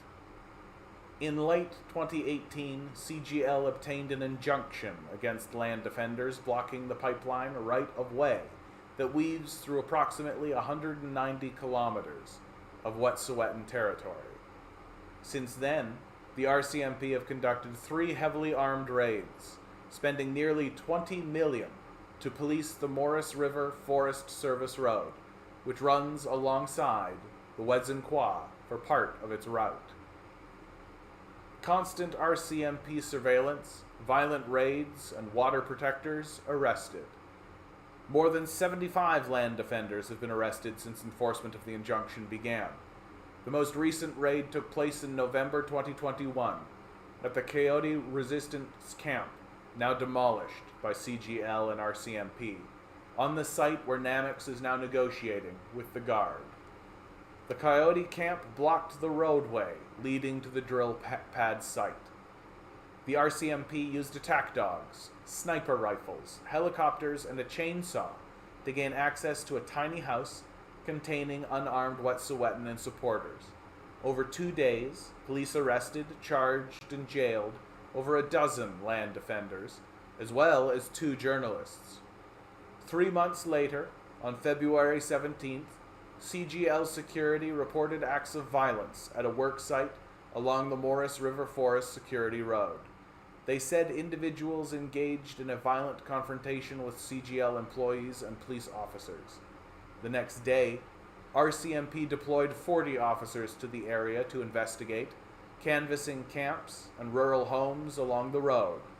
That was when the RCMP launched a harassment campaign lasting nearly 5 months against land defenders living at a former Wet'suwet'en village site near Gidimint'en clan territory, around the 44-kilometer mark of the service road. Since the RCMP initially announced their investigation into the apparent attacks of the CGL worksite, they have not released any additional information or identified any suspects.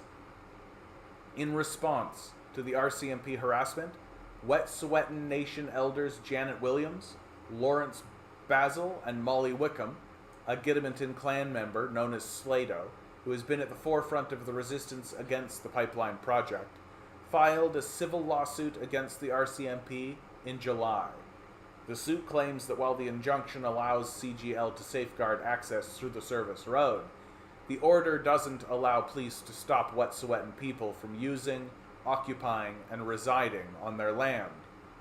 The usually ever-present RCMP are absent from the drill site entrance today. We will walk to the side of the road, Namix assures the guard he isn't there to make trouble. The guard steps back to radio his supervisor and tells Namix to wait. A few minutes later, he returns. I've been told that you're allowed access, but your guests are not welcome to come today, he motions to the waiting land defenders. The back-and-forth negotiations last a few minutes longer before Namix decides to walk in accompanied by Josie Alec, daughter of Giddaminton clan hereditary chef Woos and 2 members of the media, this journalist and an independent filmmaker. He tucks under a yellow metal gate and starts the almost 3-kilometer hilly trek to the drill site. A security guard hurries to catch up. Namix mostly ignores the unwanted security escort and makes jokes to lighten the awkward mood. He says he enjoys the 20-minute walk on what is now a wooden planked roadway built by CGL to transport equipment down towards the shores of Wedzen Kwa. They had their snipers on us. The sounds of boots marching in unison reverberate on the wood paths as Namix shares stories of his grandmother taking him here as a child to pick berries. He points to patches, once rich with huckleberries, raspberries, and cranberries. Those patches, he points out, are now dwindling due to industrial activity. Josie, 28, dressed in a camo jacket adorned with colorful indigenous resistance patches, listens intently, her thick black hair flowing to her waist. She's mostly silent. It's her first time coming back to this part of her territory since she was arrested at gunpoint on November 19th, 2021. She was living in a cabin, built at the entrance of the work site and meant to stop CGL from drilling underneath Wedzen Kwa with her fiancé, Teka Seri Kori Jeso Jocko, a Haudenosaunee land defender. Her father, Chief Woos, blessed the cabin in a ceremony before they moved in. She told Ricochet in an interview earlier that day. A month after it got blessed, that's when we got the call that the militarized RCMP were on their way, she said, gripping a hot cup of coffee to warm her petite stature as she shivered in the autumn morning chill. We woke up at 5 in the morning that day, and a weasel came in and it got really close. And it started like waking each of us up. And so we took that as a sign that we had to get ready, because the RCMP were coming. It happened like an hour later. We heard the machinery coming. She has vivid memories of the cabin door being broken down with an axe as she dropped to her knees and screamed out that they were unarmed. At one point she counted 4 guns pointed at them. They had their snipers on us, and the canines were barking and growling, and they told us to come out of the cabin. Josie was set to graduate with a diploma in social work when she said her life path shifted and led her home to protect her territories. She had never been in trouble with the law. I felt scared for my life, said Josie, who comes across as a soft-spoken and shy. She speaks passionately about her mission to save her Yunta. At the same time, I just stood there with pride, because we did it for our land and the people and the animals, and I knew that our ancestors were right beside us too. Josie, along with the other land defenders, was arrested and taken to a prison cell hundreds of kilometers away in Prince George. She was held for 4 nights and 5 days, and charged with civil contempt for breaching the terms of the injunction. The charges were dropped this summer. Others still face criminal charges, including her fiancé and Slado. A gaping scar on the earth.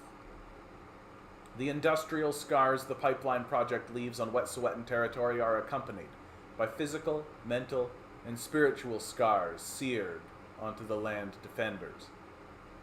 After being released, my PTSD was through the roof. The experience was so traumatic, Josie said, that it caused her to vomit daily for a month following the raid. I still have triggers like growling, barking dogs, helicopters, paddy wagons, RCMP, and machinery. She left her territories for almost a year to recuperate with her fiancé in his Haudenosaunee territories at Akwesasne. She returned ready to continue the fight, to protect Wedzin-Kwa. I've been back since mid-August and right on my birthday, August 25th, because I bought my release conditions with me. And I thought it was the perfect opportunity to burn them, because yeah, I'll be staying here forever, and they can't tell me when I cannot be on my territory. But knowing the drill has arrived and is now assembled to carve through the earth under the Wedzin-Kwa is gut-wrenching, she said. I'm just trying not to cry about it right now. Josie and Namix reach a lookout where they can survey the massive worksite below. Gazing down, you can see the cement-lined gap in the earth leading to a tunnel that will maneuver the drill under the Wedzin-Kwa, about half a kilometer away. A helicopter thunders above and heads past the site across Wedzin-Kwa, where the long trench, filled with steel pipes, will snake to the north coast of the Pacific Ocean, more than 300 kilometers away. Namix places his arm around Josie's shoulder to comfort her as she fixes her gaze on the construction site, hiding her tears behind wide sunglasses. She grasps tobacco in her hand and kneels to pray. When she releases the offering, the wind gently carries it away. It's really gut-wrenching. She nods below and says she's unable to speak because of the pain pulsating through her spirit. No consent from Wet'suwet'en hereditary chiefs. Namix, who has been battling various industries eager to access his territories for over a decade, including the now several-year standoff with CGL, is furious at the sight of the drill pad below. We as the chiefs have never, ever allowed this. Although British Columbia is illegally issuing permits, it does not mean that we agree with it. We will never agree with it. We follow our governance system. We know it's impossible to have it, the pipeline, and then guarantee that anything back there will stand. He points to the colorless line of cleared earth from the pipeline right of way, beyond the Wedzin-Kwa, and further into the coastal mountains. This part of the mountain range is the gentle part. It gets more rugged and steep the farther you go back. Our people only went in there for a very short period of time in the wintertime for trapping, because of the terrain that is in there. We get earthquakes back there. It's an avalanche zone. When earthquakes happen, tremors happen, and everything changes. There's never been a pipeline built on this planet that has faced that type of terrain. They try to kill our water, our land, our rights and title. And for what? They should have just left it alone. It's going to be an abandoned project. I am sure of it. Fewer stories are shared on the walk back to the site. The mood is somber. Josie is embraced by her comrades upon her return. She tells Ricochet if they, Canada, really wanted truth and reconciliation, they would not force this colonial violence on us and just let us live and let us be on our own territory. The grief hits hard, and she takes in long, deep breaths of reflection. Later that day, Namix and Josie join other Wet'suwet'en land defenders and a handful of supporters on a visit to the headwaters of Wedzin-Kwa and Wet'suwet'en, Morris Lake. It's where Wet'suwet'en elders travel to recount stories of old, to pray, to hunt, and fish. Wedzin-Kwa is fed by the glaciers of the surrounding coastal mountains before running more than 80 kilometers to Houston. From there, the river runs 148 kilometers west through several indigenous and non-indigenous communities before joining the mighty Skeena River system that eventually meets the Pacific Ocean south of Prince Rupert. How long until a disaster? Slato brings her 3 children, Liam, 11, Lily, 6, and Winnie, 2, for a swim. It's a break from the constant work to stop the pipeline, explains Slato, who lives with her family on her territory in a nearby cabin. It kind of just sunk in today, she says, referring to the CGL drill as she cuddles Winnie in her lap. I think it's been such a big thing in my life for so long, and we've spent years trying to prevent the drilling from happening. And we've just been working like every day, all day, trying to protect Wids and Qua. So the fact that the drill is there now, I feel really sad, but I feel really angry. During the November 2021 raids, Slato was arrested at gunpoint at Coyote Camp, where she was perched on the pipeline's path. She's led the opposition to the pipeline under the direction of hereditary chiefs. Slato and over a dozen other land and water defenders were strategically spread out across the territory, protecting the river. Troops of RCMP officers dressed in army fatigues, wielding AK-47 rifles, and supported by snipers and attack dogs, ultimately used an axe to smash their way into a tiny house where she was barricaded. After spending nearly a week in jail, hundreds of kilometers from home, Slato was released and barred from entering the area where the Coyote Camp had been. On July 7th, Crown prosecutors decided to pursue a criminal contempt charge against her and 4 other land defenders for blockading the construction of the pipeline. Everything that we've done, everything that we've sacrificed, I just wonder what else we could have done. What else could we do? And yet here we are, the day that we never ever wanted to see. Her voice trails off, and she pauses to watch her son swimming in the lake. She says she takes inspiration from her children and their right to drink clean water, breathe clean air, and play freely in their ancestral lands. This is not necessarily just for them, but for all of the babies that are going to want to swim in these headwaters and drink the water. Then she points out she's not about to give up anytime soon. I don't feel defeated in any way, shape, or form, but there's definitely lots of emotions happening right now. We just have to dust ourselves off and keep going, because it's not over by any stretch of the imagination. And so that's what we're going to do, and we're going to do it fucking mad as hell, because that's what we are right now, is mad as hell. She apologizes for swearing, and then explains that she strives to harness her anger to fight on. I always try to do everything with love, knowing that anger often comes from a place of love for the land and for our people, and that anger can kind of cloud our thinking, but it's also a really good motivator.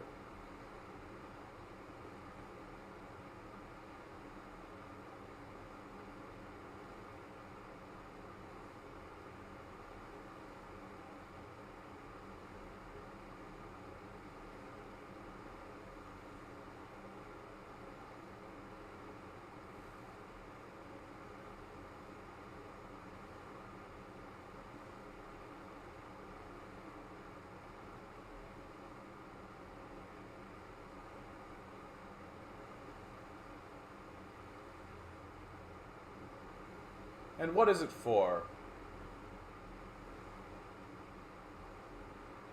What is it for?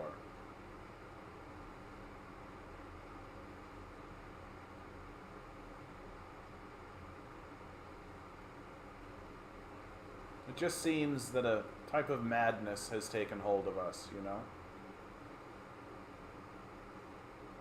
Just a manic hysteria,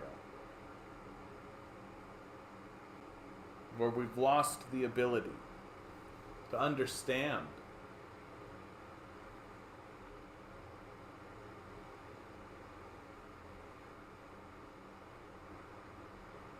We're sacrificing the water and the trees and the air and the food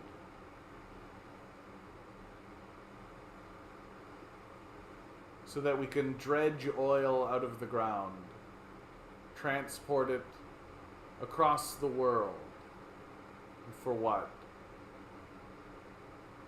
To do what? To achieve what? To create what?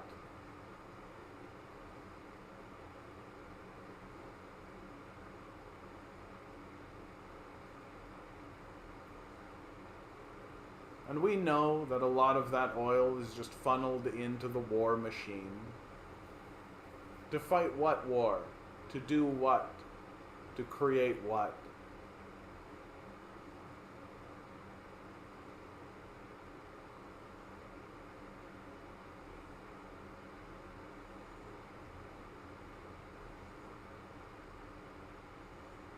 Ligon Disease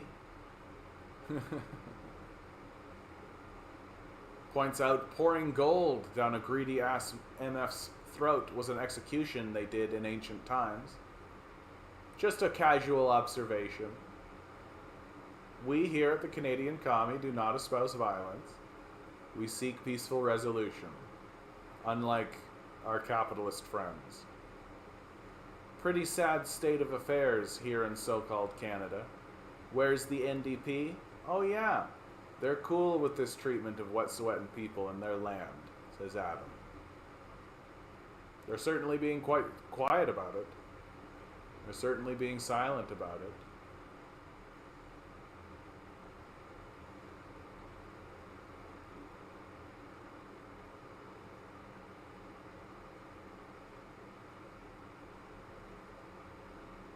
Yes, whenever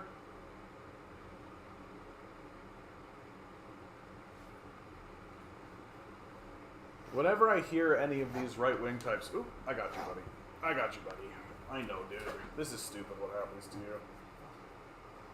Whenever I hear any of these right-wing types saying out loud, oh, it happened so long ago. We're a different people now. It's a new generation. Well, the system of neocolonialism is still firmly in place.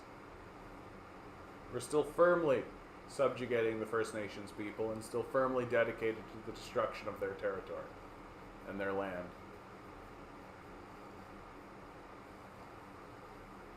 Nothing much has changed, really.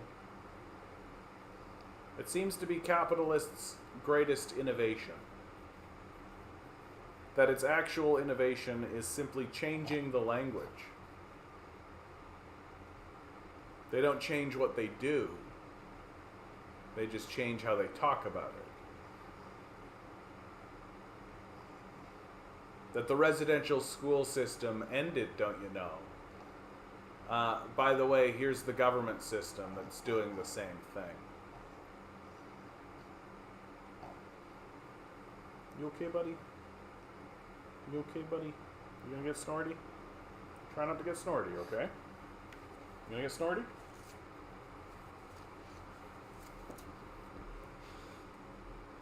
What a good boy. What a good boy. Oh, gentlemen. Ladies and gentlemen. I think I'm gonna call it tonight. It's a half hour early, but I have reached the end of my capabilities. I am tired. I'm very, very tired.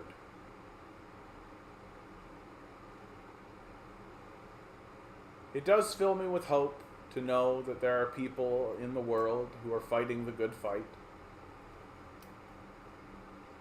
It makes me wonder if I could do more myself.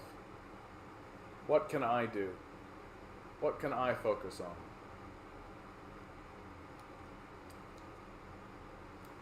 Always remember, each and every one of you is a quantum being walking around in quantum energy. The billionaire class is doing everything it can to make sure you never realize it. You just stay the good little commodity they need you to be. Rebel. Revolt. Repent. Good luck. We're going to need it.